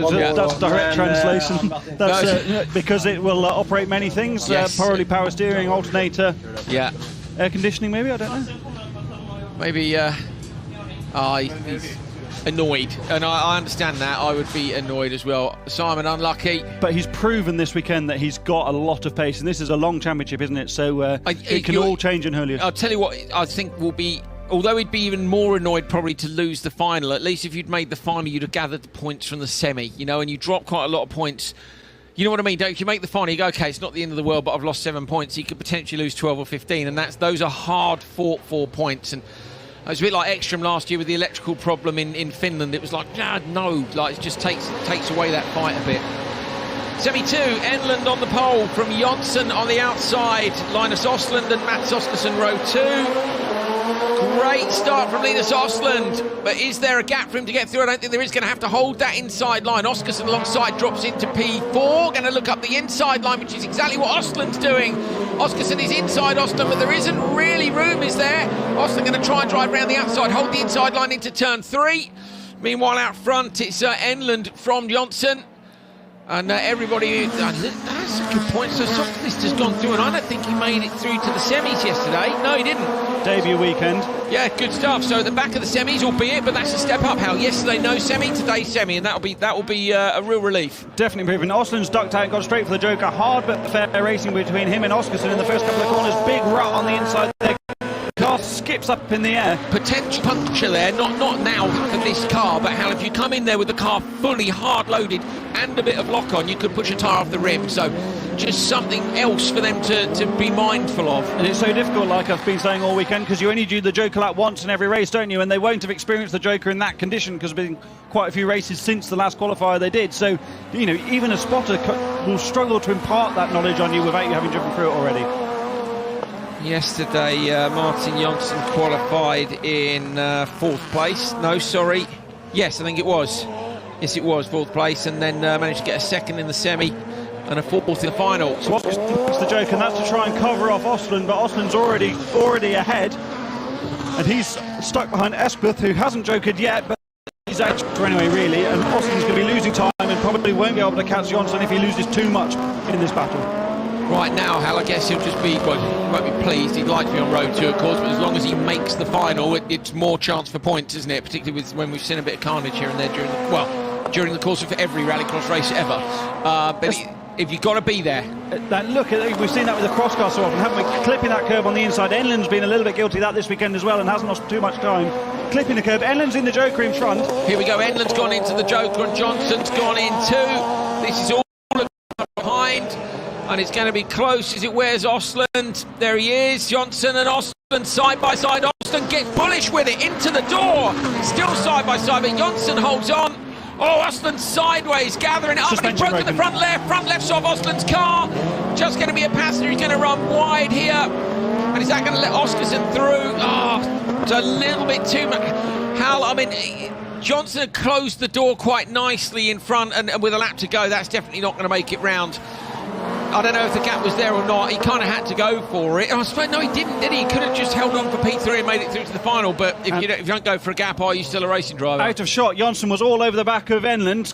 Yeah, Jonsson's got ahead, and so is Oskarsson. So Enlund must have a problem as well. So are we going to see, could we see, who's in P4? Is it Soxfist or Expert? Could maybe go through, depends how bad the issue is for he's dropping a lot of pace over the top of the hill. That's so Enlund's going backwards, watching down the straight here. Is anybody else going to be able to catch him? It's the final lap now, going to go late on the brakes. Oh, super close. And And he can't, I wonder if he's stuck in gear, can't seem to quite pick up the pace front here. left suspension. Desperately trying to hold on. Got 2 corners to go to hold on for a place in the final. Got to keep it in tight on the left-hand side. See that he doesn't get past to the line. I think somebody had been a bit more wily there. They might have got around, but Enlund does a brilliant job to hold on for 3/4 of a lap. There it is. Hal spotted it. Front left. Looks like the strut's broken. I think he was very lucky there that he had 2 rallycross debutants behind him, didn't he? So anybody else, yeah. A more experienced rallycross driver would have had a good go at sinking one up the inside. You there. just go either way, don't you? Inside or outside. I like the way as it came to the line, he went left and right, as if so you're not coming through either way. Made that car very wide indeed. So watch the car that's currently third. Osland gets a little bit sideways. Oscarson comes up the inside.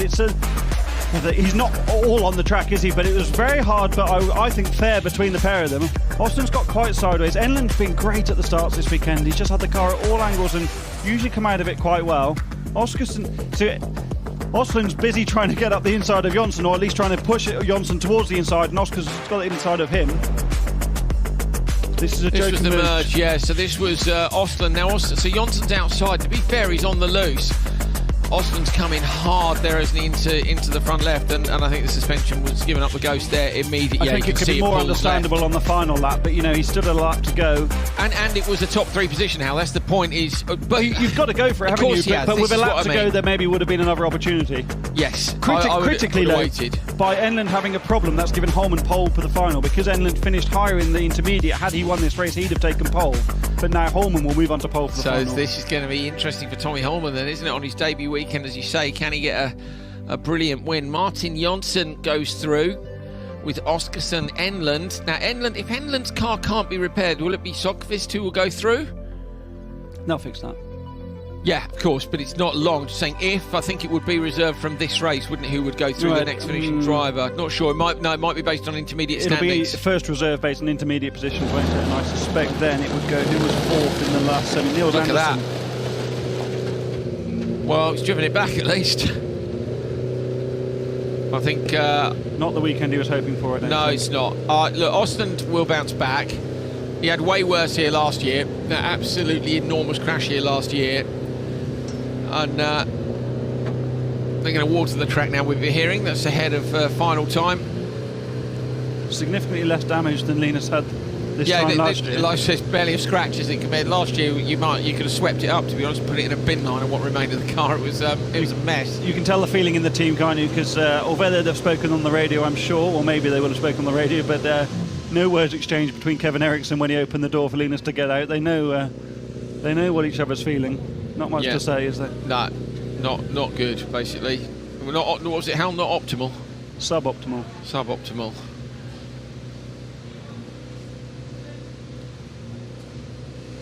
Linus' home track is Holliers, and I think you dust yourself off. That's the thing, isn't it? The Nordic races are coming so thick and fast this year that they no time to think about it. Let's have a look to see what's broken inside the cars. It looks maybe push rod, or that's maybe the top suspension arm. We can get around the front and see. Yes, we can. It's pulled the bottom joint off, hasn't it? I think from that angle. Yeah, it has. Obviously, you've seen it all, haven't they? That one turned off the beat.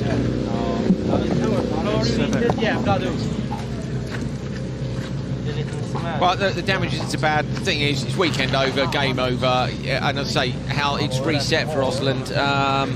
Trying to look back and see the results from yesterday. Yeah, yesterday it was P2 after qualifying P2. You know what? It's not bad, and I think what you've got to look at is Simon Olofsson. It's also good for Olofsson, isn't it? Because, yeah, well, Simon was on in the semis 30. Whereabouts Linus qualified? Linus lost 4 points from yesterday, then 5 points today. Have they both finished at the bottom of their semi-final? Yes, they have. The big winner from this could be Hellman. Yeah, so Hellman was only 10 points behind. Hellman could take the lead in the championship here. Where did Hellman qualify today? Qualified 3rd. So lost 2 points to Olofsson, so would have been, in theory, 12 points behind. So now Hellman has just won his semi-final, so he's now 6 points behind. 6 points behind. Okay, there we are. Thank you very much, Russ Atkins, on the maths. We need you, Russ. Where are you going? He's leaving, as we say. I didn't even attempt the live maths. No, I love it. I love a bit of live maths. It's one of my favourite things, is to prove how utterly inept I am at maths. So we're about to see the contact with Osland here and Jonsson as they go up the hill. And this is what I was talking about earlier. You know, that corner's so much tighter. The gap's way wider than I thought there, Hal. You just can't see it on the television, can you? I think that's more unlucky than maybe we were. So do I. Maybe we were suggesting. Is it break? Can it break? It's already broken. It's already broken. Oh, he's lucky it snapped out rather than in. Otherwise, it could have been the other way.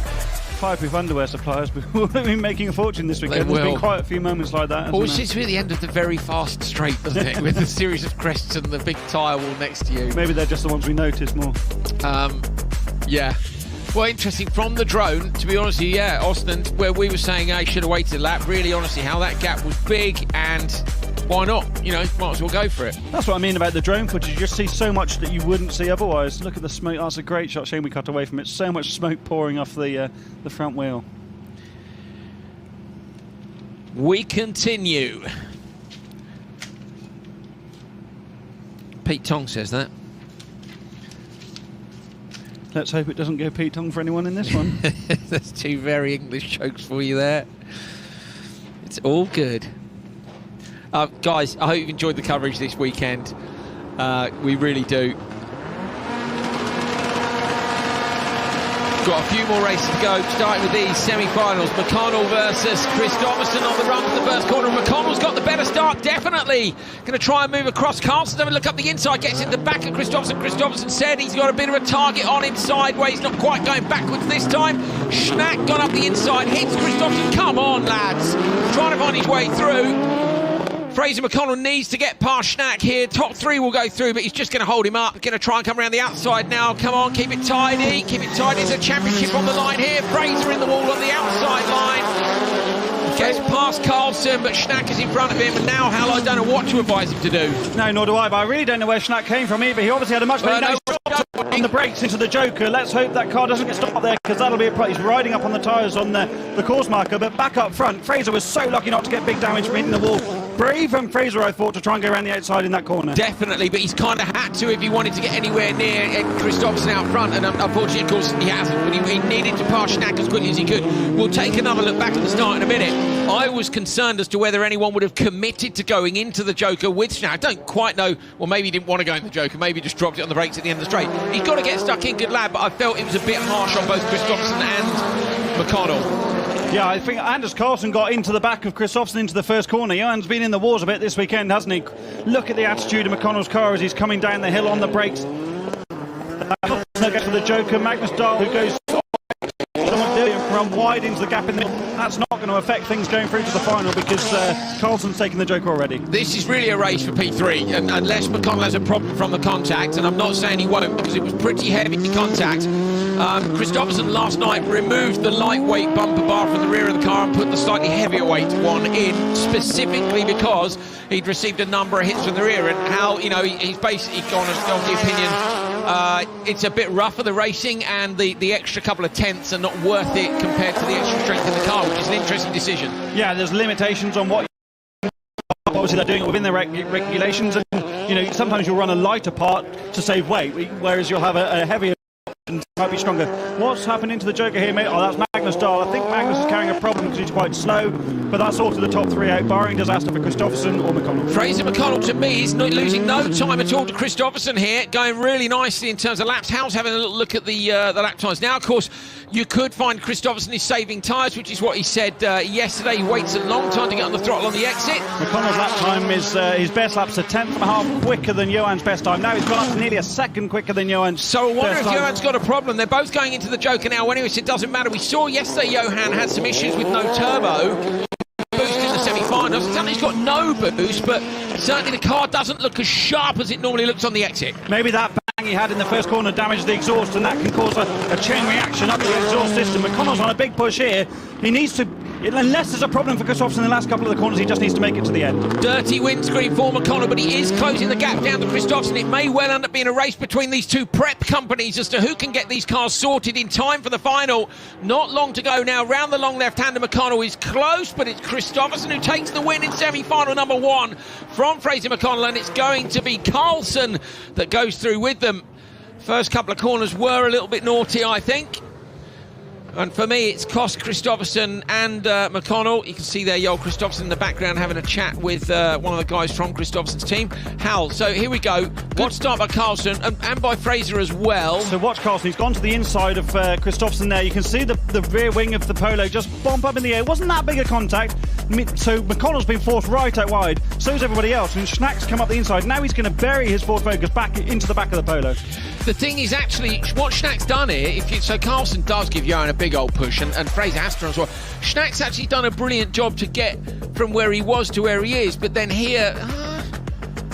he's not that keen. It's not, there's a lot going on there. It's not as hard. I think it's arguably less hard than we thought it was. Carlson's contact in turn one. Yeah. And then hero to zero here. It's just. It's the end. I don't think he meant to go Joker. I think he's jumped on the brake. And they've watered the track as well, haven't they? Yeah. So the grip's different to how it would have been in the semi-final. And then fair enough. I'll take it back from Schnack. I thought it was a bit harsh in the first couple of corners, Hal, and I think actually probably really excited to have got a good start and be in the position he was in, and then unfortunately just chain reactions of everybody else. Maybe not quite so harsh as we thought it was. Supercar debut weekend. It's been eventful for him, hasn't it? Right, Fraser McConnell's beautiful Jamaican livery is looking slightly dishevelled, I have to say. I mean, there are penalties for people in the UK if you deface the Union Jack. I'm sure this won't count for Fraser. With he's such a great representative for Jamaica that I'm sure they won't mind that he's messed the car up a little bit. And there are other Jamaican flags there on the car which are intact. And he makes it through. Don't forget, he won yesterday and he's made it through along with Carlson and Kristoffersson. Carlson yesterday was fourth, Kristoffersson was second, and Fraser McConnell was first. Okay. Yes, there are cars missing. We suspected there might be. Sondre Evjen on the pole. Ulrich Linnemann is missing from alongside. Enzo Eid is on row 2 on the inside, and with Lars Anderson, Dennis Romer, as you said, Hal, there was we wasn't going to polish out, let's put it that way. Now the interesting thing here, the thing is they will race because they'll want to be on the front row. Oh, Enzo. Oh well. I don't think Enzo was too impressed with his treatment in the first corner in the last qualifying session, and I think that's fair enough, Hal. I think he was a bit grumpy about that, and I would be too. But now he's just got to get a reset on. And look, I suppose if you're ever going to jump the start, this is the time, because there's only you're not going to not make it as a result of that, and potentially, I mean, it's Anderson who's in there with him. I think he's got the measure of Anderson in terms of pace, but has he got the measure with 2 jokers? Yeah, I think he does. Right, so it's now a case he's got to beat him at the start. But most critically, he's got to not jump the start again. Yeah, otherwise so it's you DQ. can. I think you risk a slightly slower reaction to not jump the start in this situation. Different if you had a 6-car grid, but with only 3 cars, you're guaranteed to be through. You cannot afford to be disqualified. He's definitely, assuming there's no problems for Evjen, the second joker is going to cost him big time, which is a shame. The other thing, Hal, is of course this isn't a standard 6-lap semi-final. This is a 4-lapper, so it's about whether he can get those 2, and that's not what he needed. Gets squeezed to the inside line. Right, Enzo, big deep breath, reset. Let's go. Okay, well that's one way of doing it. I don't know what's happened there, Hal. I think that probably a degree of frustration, isn't there? He got shoveled off a bit in the previous one. He's got squeezed into the wall there again. If that's it, the trouble is whether they black flag him for that. If they black flag him for it, does that mean he doesn't make it through to the final and we get a reserve, or do we just have a 5-car final that we're in territory I'm not sure about with only 3 cars in a semi? Well, normally, in a World Championship scenario, the grids would be changed based on who can start. Anderson pulling off. Right, so now we're down to 2 cars anyway. That doesn't help. If you're the stewards now, look at that. That doesn't help either. Now, if I were Evjen as well, I'd be winding this right in now. Depending on this, if this is the set of tyres that Evjen wants to use in the final or not, then you might as well wind it in because you're so far out in front. Oh, black flag, Enzo Eid. So now I really don't know what's going to happen from this one because we've got a DNS for Linnemann and Roman. So black flag's a DQ, Hal. That means you don't progress. And I think, in the World Championships, driver through, but we've seen quite a few semi-final and final grids here in Nordic with cars missing. So I wonder whether it might just be the 5 cars with the spot missing for the guy that's second. Although we're going to have one finisher, one official classified finisher in this semi-final. Well, I tell you what, if I were Evgen right now, I'd pull off, because with 3 laps he's reached. You've got to finish the race, because you don't know what's going to happen, do you? I don't think you can afford, unless you know the regulations inside out, which the JC team almost certainly do. But I think you've got to complete the race, even if you just do it at a crawl. Yeah, sure. Because you don't. He's cruising now. How you can hear? Yeah, of course. Well, there's nothing to race for. No, but it's. I was amazed the call didn't come a bit earlier, to be honest, because by turn 2. I think I would always complete the race. Drive slowly, whatever. These cars don't actually drive very nicely slowly, so you've got to be on it a little bit. Eid's still going. Eid's still going. Yeah, Eid's going to be cross. I know. So poor old Enzo, to be fair. But if he hasn't seen the flag and the team aren't watching the broadcast, they won't necessarily know either. No, of course, but it's just, especially if there isn't any communication between race control and the spotters who are miles away up the hill. So I totally agree with Enzo carrying on. I feel sorry for him. I mean, he's been... maybe he shouldn't have done what happened in the first couple of corners, but he's been really quick this weekend. He was brilliant at Linden Hill at the end of last year, and I think he can do great things this year. Yeah, it would have been wonderful for him to have a better start to the year. He's of course, he's now going to try and pass Evgen, and probably has absolutely no idea what's happened with Evgen. Ready to say, don't pass him. If they know. Right, that's what. And he may not. So Enzo Eid now about to try and put a pass on Sondra Evgen. Evgen's probably had a radio call to say you can wind it in, because we can see he's taking it steady. Enzo is looking, but again, teammate on teammate, probably less chance of friendly fire. See the different rear wings on those cars gives you an idea that they're different specs. Just let him go, Sondra. Just let him go. And Enzo doesn't know. Sondra now goes sideways in the last corner. Cuts to the inside line. Evgen wins from Eid, but it's all... Bet Sondra wondered what was going on then. It was a bit like multi-21 when Webber had backed off. And do you understand? Eid is passing these up because he doesn't realise he's been black. So let's watch this. Anderson close. Yeah, he's hard. He's hard on Enzo there. Enzo's been in the wars already in the first couple of corners. Well, he's been pushed off in the previous race. There was no need for that to happen in the first corner, and then this is just frustration boiling over, isn't it? It doesn't look anywhere near as bad from that angle either. No, it doesn't, but I wonder how, don't forget the throttles on these cars can be jacked open sometimes by the anti-lag. That's what the anti-lag does. It pushes you forward. So if Enzo there could in theory, because to me, Anderson's miles off the brake. Why is he off the gas so far before the corner? It's almost like Anderson's got an issue already. But I think with disrespect to Anderson, there's a big disparity between the levels in the totally. The front the driver and the car. Yeah, the driver and the car. So... Look, I'm really looking forward to seeing Enzo Eid next time at Hollius. He's had a test there. I don't think he's had a test here, and so it's a new circuit to him. I was chatting with him the other day. I believe it's going to be a new circuit from Finland as well. I actually sent him an onboard that I found on YouTube, because Enzo he's never been there. He said, have I? No, I haven't, but he'll be upset about that. That's him going to see Sondra and say, sorry, mate, I didn't realise. I wonder we'll be, we will never hear it. You'd be interested to hear the communication with Sondra. Maybe they'd already turned the anti-lag off, but flick it back on quickly to finish the last couple of corners. Yeah, Enzo's coming and he doesn't know. Get out of the way, he's livid. I would be too. Enzo, unlucky, mate. Good effort this weekend, and we're looking forward to seeing what we can see in Hollius.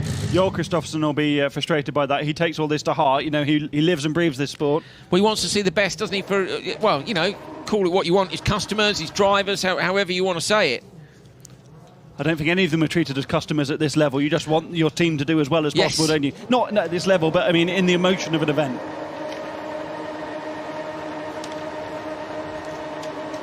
Crosscar Junior final. Lucas Anderson and Rasmus Persson on the front row. Alex Gustafsson on row 2. Green light. It's a great start on the outside for Rasmus Persson. Immediately tries to put the squeeze on Lucas Anderson on the inside line. Anderson now having none of it, and then Gustafsson gets a big old squeeze from further back down the grid. It's Yulalami who's moved forward to P3 on the inside line, and then I think, is it Hallinan coming around the outside? But either way, Lucas Anderson in the 99 car is leading. What a couple of corners from Hallinan. He's hung it around the outside in turn 1, battle of the Finns for third overall into turn 2, and he made it stick. Shows how much grip there is out there when you're not stuck on the loose gravel. Lucas Anderson up front, he'd lost the lead a couple of times in the first couple of corners through the course of the weekend, but now he's where he wants to be to try and take a double victory. Yeah, it was a great job yesterday. Didn't win any of the sessions, but won his semi-final and the final. Today, Anderson has had a better day in qualifying. Pulling a bit of a margin going up the hill, isn't he?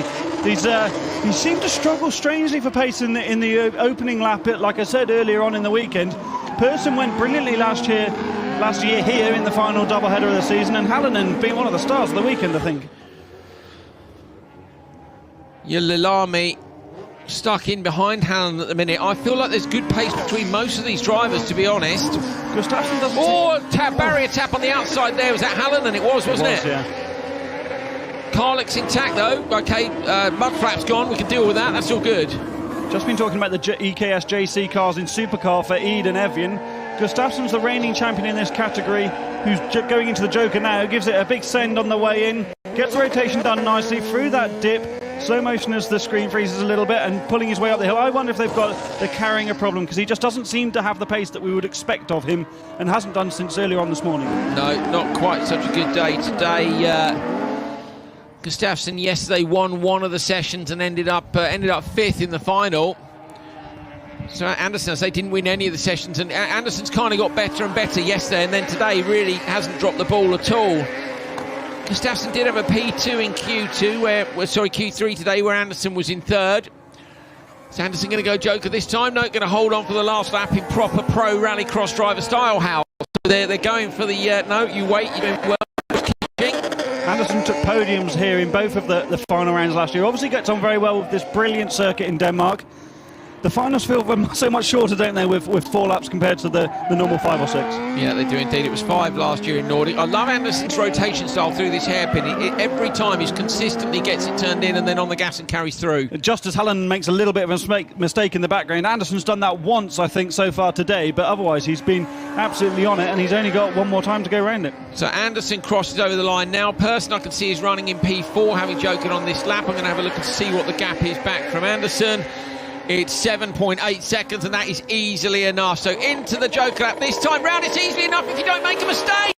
Don't get it stuck in there. Anderson has made a mistake in his Joker lap, but he's still got enough time because he's done a brilliant job on the previous lap. Wow, that was close. I have to say, I think, had Persson not got stuck behind these two Finns battling up front. Ooh. Having said that about Gustafsson, he's now past, he's in a battle with Ylilami going up the hill.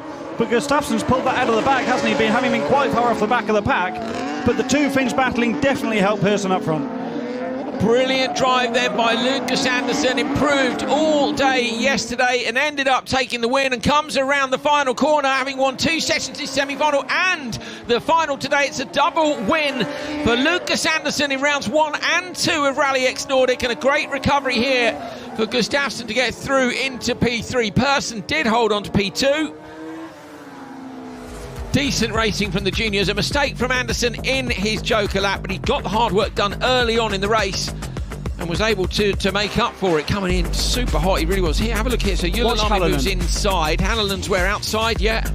And he's going to carry that all. You think he's run too wide there, don't you? But he's had a look and he's moved out wide again. Just avoided that contact on the inside. That's a really, really good awareness of what might happen on the inside. Yeah, here it is from the outside. It gives you a better idea, I think, here, Hal, of what a good move it is. Particularly because Ylilami was in theory far enough. So he's just edging ahead on the brakes, isn't he? He's just coming off the brakes to nudge forward, and then get back in rather than getting too much rotation done on the loose. That works because the next one's a right-hander, and that's why I'm always in favour after a start of a left and a right. We see it at Loiat, we see it at Hollius, we see it at Latvia. You know, the left and the right means that you get a pass one way and you get a pass the other way. Either line can work. Double win for Lucas Andersson. Today it's in front of Rasmus Persson and Alex Gustafsson. So nobody else has even had a double podium. And Lucas Andersson's been stood on top of it all weekend. We're going to have a chat with him now. Yeah. Lucas, congratulations on a second win this weekend. Well done. How do you feel? Awesome. Like, yeah. I can't even describe it. It feels so good. Oh, well done. I know there must have been an enormous amount of pressure. On that Joker lap there, you went a little bit deep. What did you think? Were you thinking, oh my goodness, yeah. I need to get back out in front? Yeah, I got in neutral, so I had to put in the clutch and hit the first gear and then drive again. Well, you did an amazing job, mate, and that's a double win here. It's a great start to your RallyX Nordic campaign. Congratulations, and enjoy the podium later. Yeah, thank you. Great stuff, absolutely brilliant. Congratulations to Lucas Anderson. I love that. I just think it's absolutely brilliant. He was really, you could see he was pumped, Hal, absolutely pumped. And he looked much more emotional and pleased about it than he did yesterday. Obviously, he still had a job to do yesterday afternoon, but how good is he at English? Oh no, it's amazing. I love it, absolutely love it. I'm also loving talking to the drivers immediately after they finish. I think that is a very cool addition. Simon Tiger on the front row versus Kenneth Kong. In the background between them, Marcus Norman in the Mazda trying to find a way through. Matthias Janssen trying to come around the outside, but they're going to end up in a line. Christensen up the inside of Janssen on the run towards turn 2.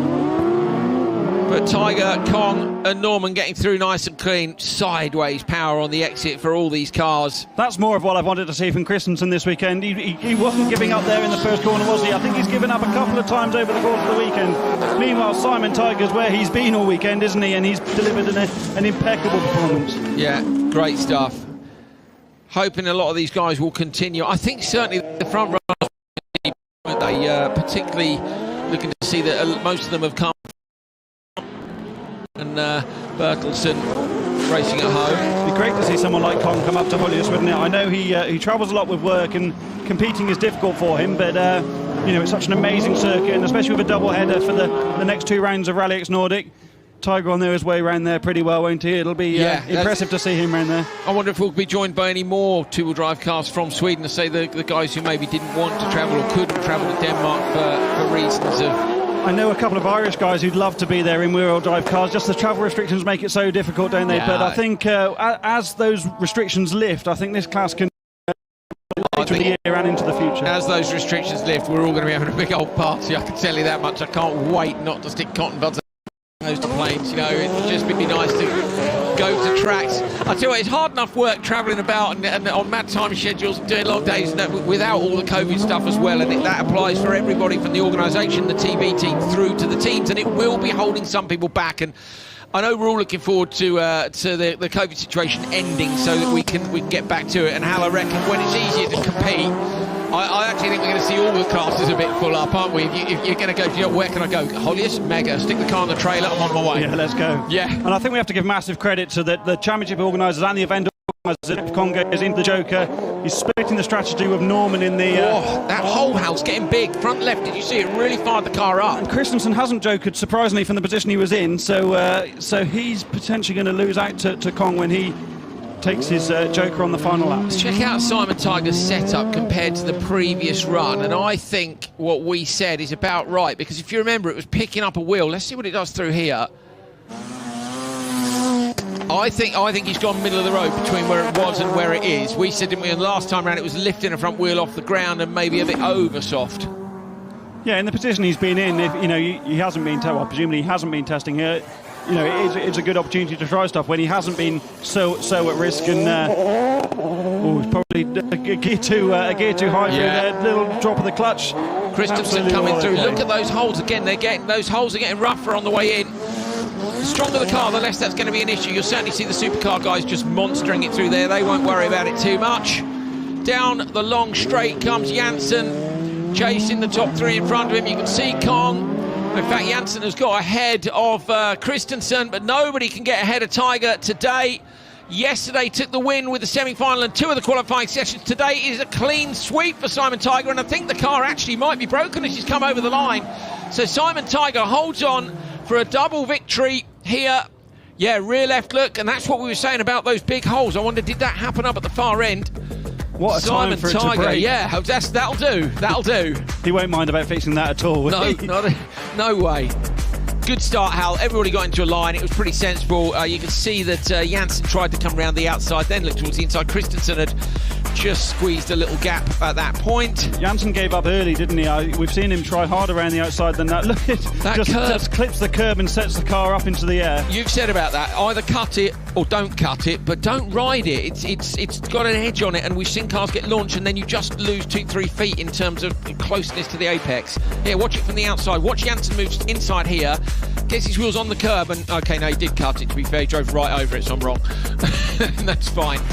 Kenneth Kong's car looks visibly. Look, then we'll see the damage. I wondered if he was going into a donut there, but no, he's actually broken it. Literally, I think that's literally broken as he's come over the finish line. So Simon Tiger with a clean sweep today. I say he was only one session off it. He was P2 in Q1 yesterday. He could have had the double clean sweep as well.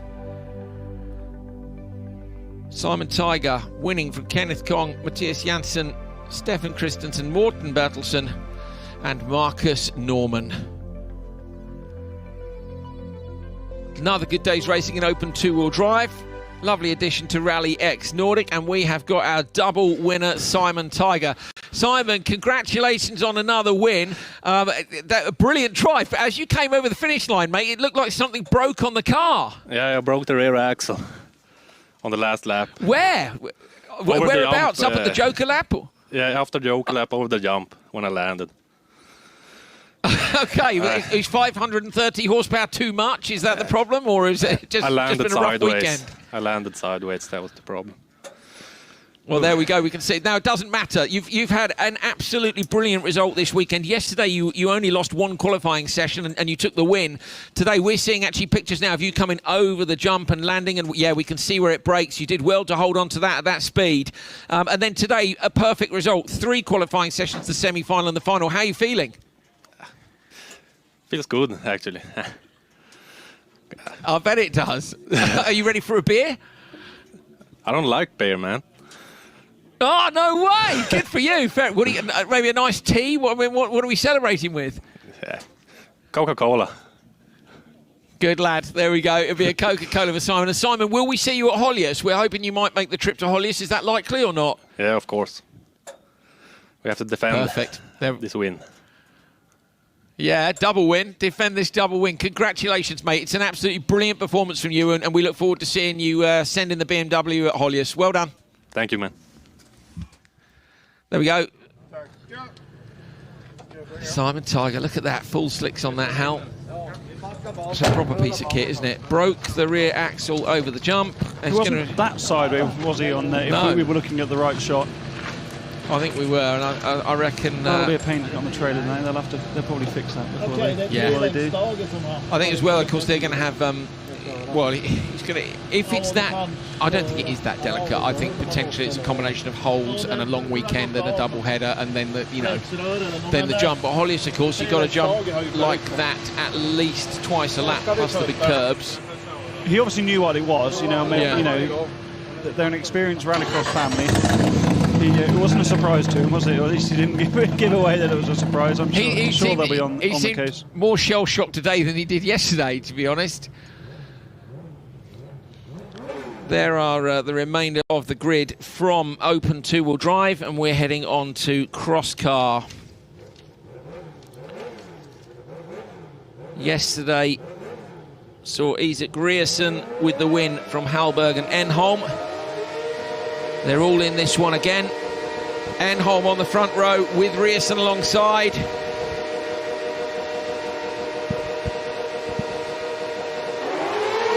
Another super long hold, another great start from Enholm. Wheelie as he pulls up into second gear. Grierson going to try and come around the outside. Goes late on the brakes.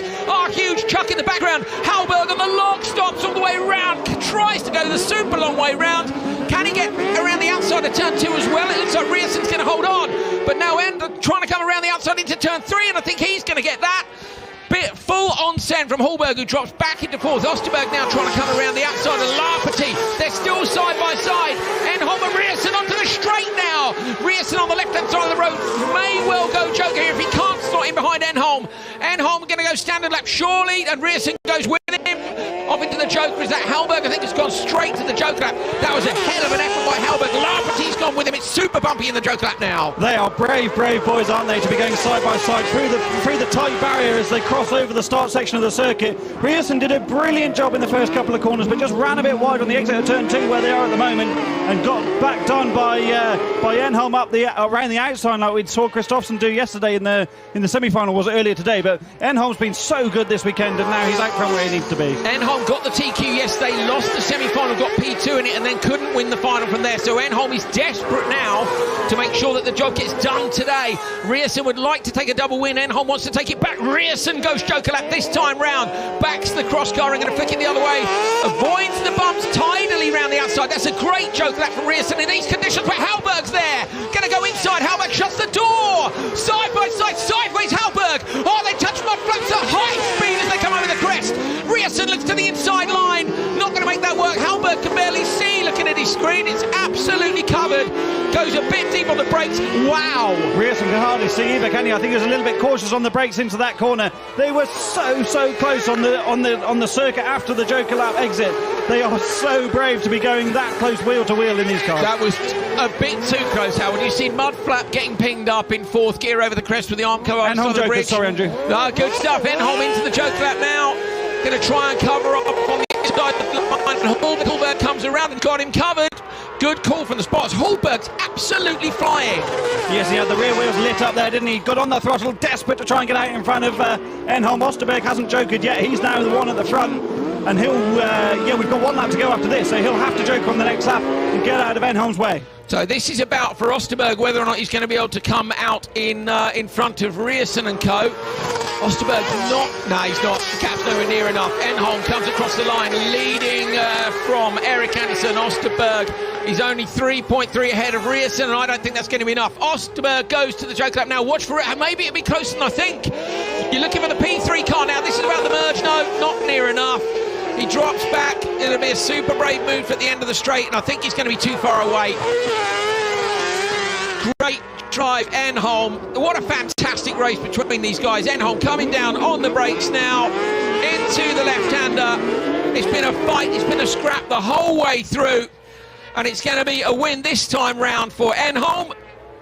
Absolutely amazing performance. Hallberg sent it in turn one, couldn't quite get it done, and it's Enholm who takes the win in round two. Over the line, P3 going to Rierson, yesterday's winner.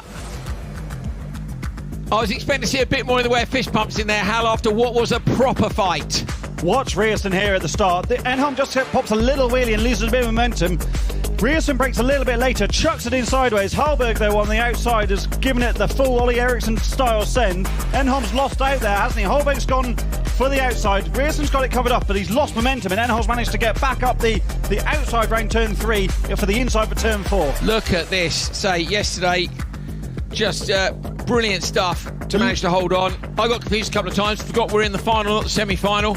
It's later on in the day than I was remembering. The level in crosscar this year and the amount of high quality drivers is I would say far better than last year, and it is really top class, isn't it? I think people are just on top of their cars, aren't they, as well? I wonder last year if a few people got caught out by the whole situation of having everything coming together a bit last minute. It seems to me like everyone's back on it, and it's so close. It is. I mean, look at this. This was Rierson to the inside. I'm sure there's a tiny bit of contact between them. Look at the angle he's at, then it straightens out. Can't see a thing either of them. Look at this. Yeah, you do. So you see Rierson's front left wheel is deflected up in the air by the back of Hallberg's. I mean, that was just insane. It was a brilliant scrap. And then I wondered if Osterberg might hold on, as say, for P3 for a podium, but didn't get it done. It was Rierson was well there. So Rierson, Hallberg, Enholm yesterday. And it's the same drivers on the podium, but a different order today. Sebastian Enholm taking the win. What a great race. Sebastian, congratulations on taking the win yesterday. I guess that feels good. Today, sir, I guess that feels good after yesterday you came so close. Yes, very good. I take the start and hold it into the target flag. Very good. How did you find the final? From where we were sitting, it was pretty wild, but I think maybe for you it wasn't quite so difficult. Yeah, it's very hard, and guys is driving very fast, and it's very hard. Yeah, super hard, very hard indeed. I'm guessing we're going to see you at Hollius in a couple of weeks' time. Are you looking forward to that one? I think so. Fantastic. All right, well, look, well done. Congratulations on a great weekend of racing for you, a P3 and a P1. A safe journey home, and we'll see you at Hollius. Yeah, thank you. There we go, super chilled out. Sebastian Enholm with the win in cross car.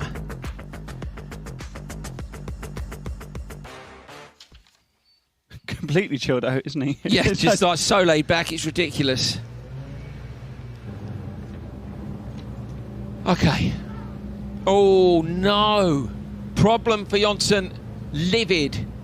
So Jonsson was in P2 on the grid, Hal, and that body language tells you all you need to know. That's not going to make it, is it? And looking at the supercar grid for the next race along, there's only 6 cars, so no one's been elevated. So I guess that Tommy Holman will be left on his own on the front row. So not only did he get pole by Enlund not winning in Semi-2, yes, the person that did win Semi-2, Jonsson, I'll take the start and won't be there either. Hold it into the target flag. Very good. Oh, he's gutted, isn't he? He's, I mean, he's screaming and shouting and kicking, but how, you know, I would be doing exactly the same. It's just one of those things, particularly when you're in such a great position here. The front row of the final is not something that comes easily, is it? No, and momentum was with him. You know, I say yesterday his results got better in pretty much through the day, and then he got a P2 in the semi and a P4 in the final. Today, yeah, P2 in Q3. So again, you know, a kind of a mixed day, but ended up qualifying there and then was going to be on the front row. What's he going to do? He's going to jump in. He's had an instruction, hasn't he? So he's jumping back in. Is he going to try and... If he doesn't take the start... If it runs, you take the start. Take the start, because will DNS give him 0 compared to a point if he does a DNF? I'm sure it depends what they need to look into the nitty-gritty of the regulations, but... Notice he's wearing Kenny Brack's overalls from when Brack drove with Hanson Motorsport at Julius in 2009. Really? Fantastic. Amazing. I'm amazed they're still in date. Some amazing people have done rallycross over the years, haven't they? Yeah, they have. I'm about to see some of the talents of the future. With Holman, Jonsson's out of this, surely. Well, I wondered why he jumped back in the car, whether or not he's going to try to get it to the grid and take the start, but surely not, no, and not. Thumbs up from the marshal. So, Tommy Howman with an extra advantage to maybe take a win here. But Oskarsson and Neklev on row 2 will try to make it difficult for him. And Neklev's got a great start, going to try and get alongside Howman. Oskarsson's inside, Howman's surely going to keep it tight, bit of contact there. Oskarsson going for the early rotation, but Howman's wise to that, keeps it covered off. Oh, big contact in the background there. That's too much, and Neklev into the back then. That's cost Enlund as well. Both those two have ended up off track and wide. Oh, livid, not happy. Meanwhile, up front, Tommy Holman did exactly what he needed to do. He did exactly what he did in the semi-final as well, isn't it? As these two are still at it in the background, Neklev and Enlund. Howman crossed to the inside. He had a good margin anyway, but obviously the gap closes up into the first corner. Foss is taking the joker on lap 1. So this is very sensible from Foss, with the cars behind, who look at the size of that bump, but the cars behind that were in theory quicker than Foss, and yeah, it's no discredit to me, qualified for the final in 6th place.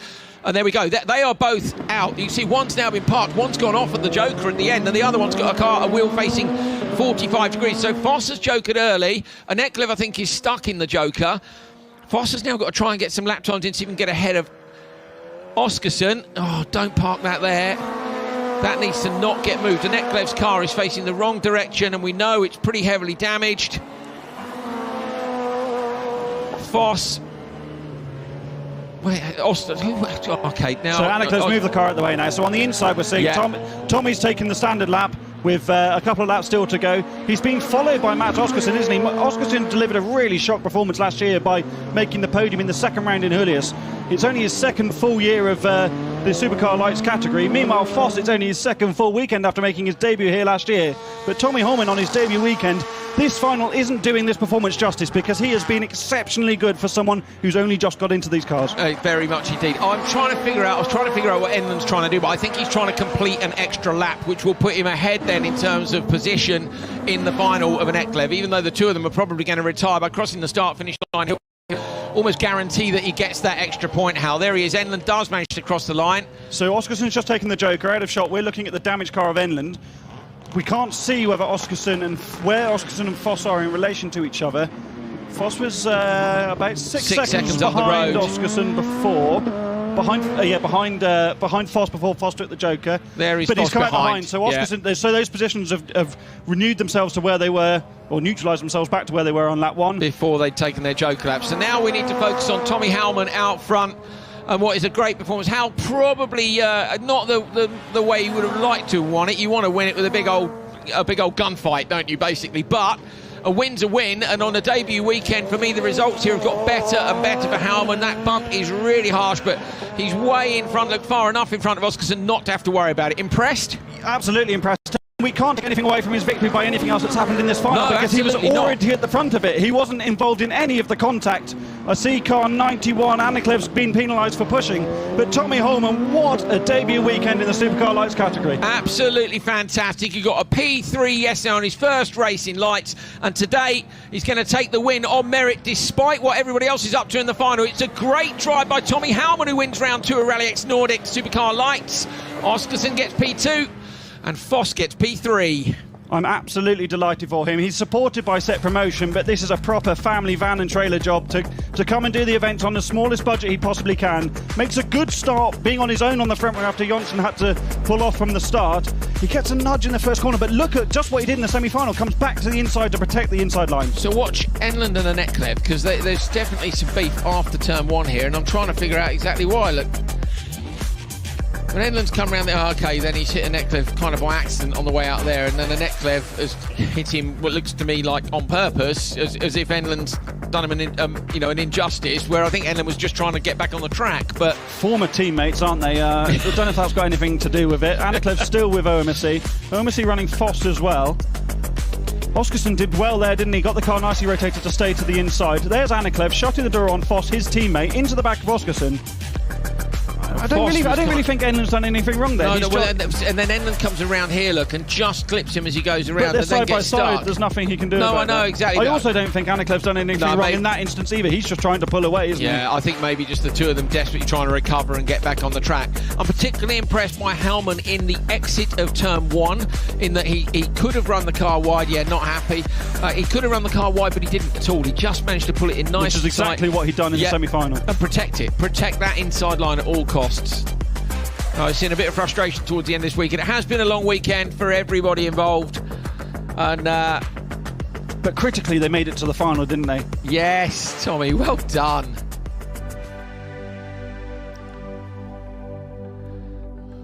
Tommy Hellman takes the win from Mats Oskarsson and Gregory Foss. What a brilliant performance, and we should be able to head down trackside and have a chat with Tommy Hellman now. Tommy, congratulations. What a brilliant first weekend for you in Supercar Lights. Yesterday you got a P3, and today you've taken the win. How are you feeling? Yes, very good. What a race.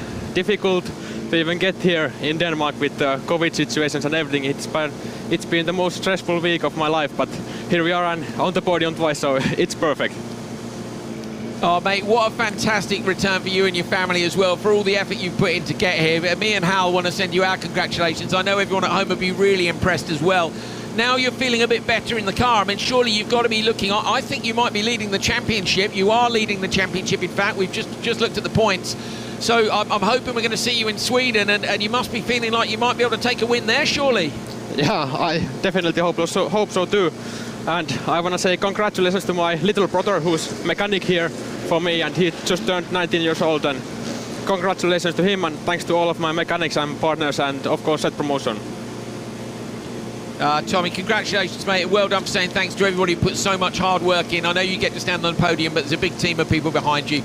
Well done. Absolutely brilliant performance this weekend. We'll see you at Hollius, mate. See you there. Thanks. Great stuff. Absolutely fantastic. It's Tommy Hellman. That is a great job. Really good. Little discussion going on down there. Fair old bit of damage. Enland and Oskarsson having a look.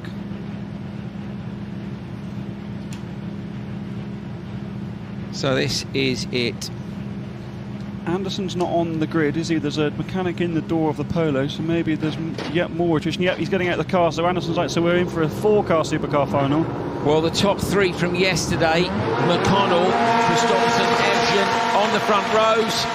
Can Carlson nick a podium out of this? Carlson yesterday was P4, so in fact it is the top 4 from yesterday. Great start by Evjen and Kristoffersen. Fraser McConnell's got a good one as well as Carlson, but there's nowhere for them to go. On the handbrake early, rotates the car. Kristoffersen looking to hold that inside line. Fraser McConnell trying to get up the inside. Tidily done of Evjen. McConnell follows through. Evjen's out in the dirt. Fraser McConnell moves up into P2. Carlson now right in the back door of Evjen, going to try and see if he can apply a bit of pressure. And Fraser McConnell's going to see if he can go with Johan Kristoffersen. We know Kristoffersen and McConnell had issues in their semi-final. How are both those cars looking healthy to me? Smoke pouring off the back of Kristoffersen's Polo on the exit of turn 4 there. Look at the attitude of the car as it comes over the bump. Evjen's going for the Joker. McConnell did exactly what he did in Q1 this morning in the start of the final here, didn't he? He cut back to the inside. There just wasn't the room to get up the inside of Kristoffersen. But we know that McConnell had brilliant pace in the semi-final. He did, and also by going up the inside there, of course, parking himself on the back of Kristoffersen, he guaranteed that Evjen couldn't shut the door and get inside. So good tactics. Kristoffersen's car, the smoke pouring off, just pushing hard, do you think, or still do you think carrying something from the semi? You can see the bodywork pushed up against the rear tyre there, can't you? And as the tyre's unloaded, the bodywork as the tyre on the outside's loaded, see the bodywork's pushing on the tyre. You've got to hope there isn't a puncture. The bodywork's been pushed up on both corners. That's the impact he took in the first couple of corners. They have to mix a strategy up now, OMSC. Evjen's already jokered. Carlson's a little bit further off the back of them. They have to mix it up. So the question now, though, Hal, is there's only 2 laps to go, and if they're clever about this, they'll try to pull Fraz into following him into the Joker lap. That would be their ideal scenario.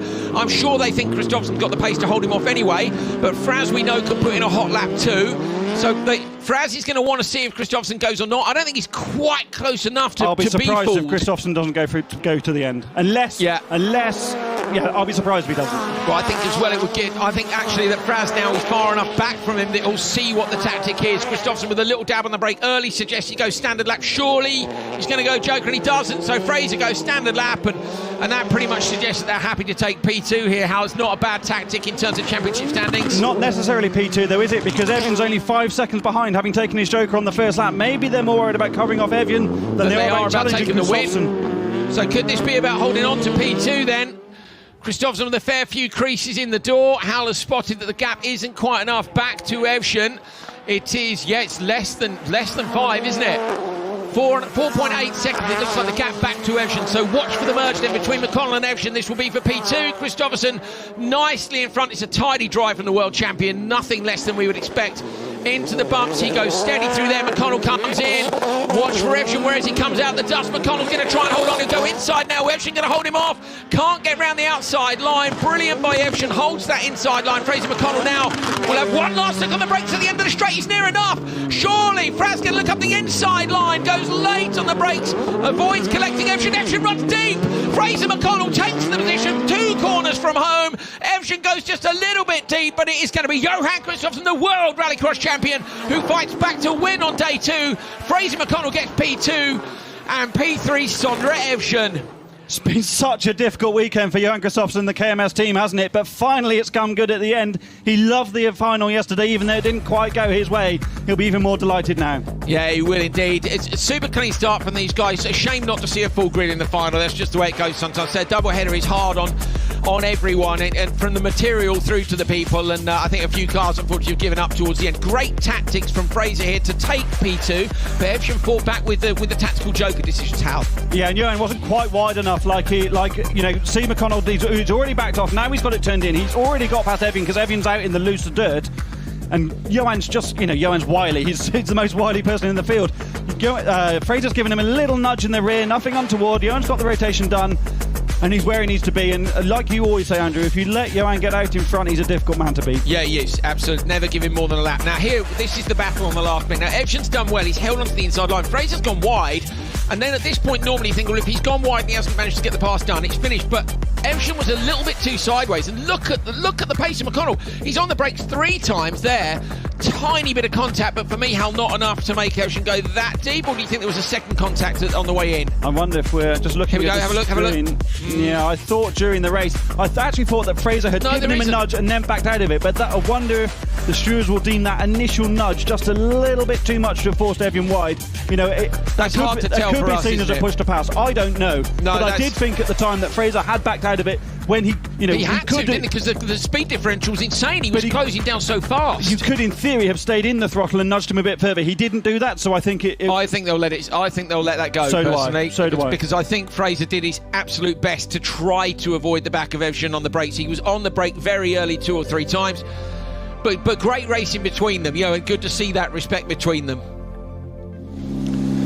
Johan Kristoffersson got the win today. Yesterday was a bit of a difficult day, wasn't it? Today looked a little more straightforward, but maybe not quite as straightforward as it seems from the outside. How was it for you? No, it was okay. I mean, the mechanics did a fantastic job yesterday, so the car has been working fine all day. Yeah, it's been a lot of work in between the heats, even though the car is running. So, but yeah, we finally got a win today, and yeah, the car is feeling very good once you're out and clear and can drive as fast as I can. So, just trying to enjoy rallycross, basically.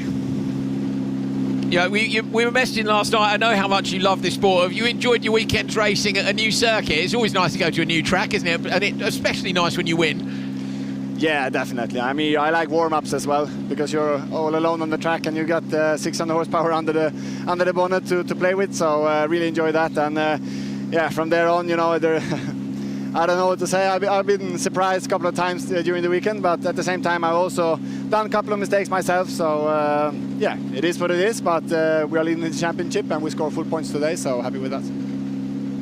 It's I think it's actually going to be quite competitive, isn't it? Obviously, you're a triple world rallycross champion. There's an expectation that you're going to come here and find things easy, but it doesn't look that way from the outside. There's some people with some good pace, aren't there? Yeah. Let's say I just don't find it easy. Fair enough. Johan, it's been a big week for you as well at home, I know. So you're looking forward to getting home? Yeah, definitely. Because I had my second child born, or not me, but Sandra had on Wednesday morning. So get back home to the new little child, so a girl this time. So very much looking forward to get back home. Yeah, okay, mate. Well, look, we all want to send you massive congratulations on the birth of your daughter, to you and your lovely other half, and Colin as well. So, yeah, safe journey home, and we're looking forward to seeing battle recommenced at Hollius. You looking forward to that? Well, I hope I will be there, and I hope to see you guys there. Yeah, we're working on it, mate. We're really hoping to be there as well, so I hope we can catch up in person. Thanks, Johan. Congrats, mate. Well done. Thank you. Johan Kristoffersson there with... That's the qualifying points there. That's the intermediate standings, so we'll ignore that one, and we'll wait for the other standings to come up. But yeah, announcing there some pretty big news for him. Kristoffersson leads the series after 2 rounds on 56 points from Sondre Evgen. On 50 points, Fraser McConnell on 48. So those top 3 really close together. It's actually Andrea Carlson who's on 40 points behind, Ulrich Linnemann on 31. Not sure from what we've said today with Ulrich and budgets and things whether we'll see him later in the year. Enzo Eid, we know he's doing a full season, but he's had a rough weekend here. We know Enzo's got great pace, and I'm looking forward to seeing him deliver that up at Hollius. Mitchell, Anderson, Schnack and Roma are your top 10. Wins this weekend for Fraser McConnell and Johan Kristoffersson. Tommy Howman, Supercar Lights, leading the standings by 1 point from Simon Olofsson. And actually, Olofsson, that's great, because Olofsson has had a brilliant weekend and unfortunately had a mechanical in the semi-final today which denied him what would have been a significant championship lead. So I'm sorry for Simon, but I'm really pleased to see that it's so close at the top. Tommy Howman on his debut, Olofsson coming back into form. Martin Jonsson retired as well from the final look and on 40 points. And actually, Ostland isn't too far behind either. Ostland had a good day yesterday, not quite so good today. Cross car points. Sebastian Enholm leads from Isaac Grierson, Patrick Holberg, Jimmy Osterberg, Eric Anderson, Niklas Lukas Jensen, Larpati, Anderson, Nitish Goodison. Some brilliant racing in cross car all weekend long, and we're looking forward to more of that when we head up to Hollius in a fortnight's time. Open two-wheel drive, Simon Tiger, 60 points. Great job. That's a maximum points from him. It was a clean sweep today. Only missed one session yesterday. Stefan Christensen, P2. Matthias Janssen, P3. Kenneth Kong, P4. Bertelsen, 5th. Norman in 6th. Persson, England, Larsamo and Jensen round out the top 10.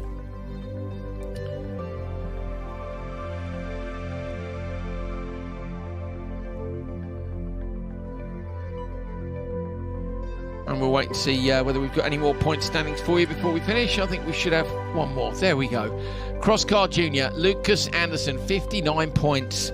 1 point off a perfect score this weekend. Uniton Yulalami with 48. I hope we're going to see the Finnish driver come across and do some more this year. Alex Gustafsson, Persson, Hallen and Nilsson. Super close again between these young drivers. Olander Darbach, Hattenmar and Oskarsson. Wonder how long it will be before we're reading their names out on a supercar grid. So we've had information from race control. We've got a 2-second penalty for Fraser McConnell for pushing Evgen. So 2-second penalty for McConnell is what the stewards have decided, and that's just for the contact at the end of the straight. So we wondered, it's been a great weekend for Fraz anyway, and also for Sondra. I think what's great from here is we go to Hollius knowing we've got 6 drivers, or 5 maybe in Hollius, who are all capable of taking the win, and we're expecting some brilliant racing. Hal Ridge, thank you very much. Good weekend. Thank you. Yeah, no, I think it's been fantastic across all the classes, an absolute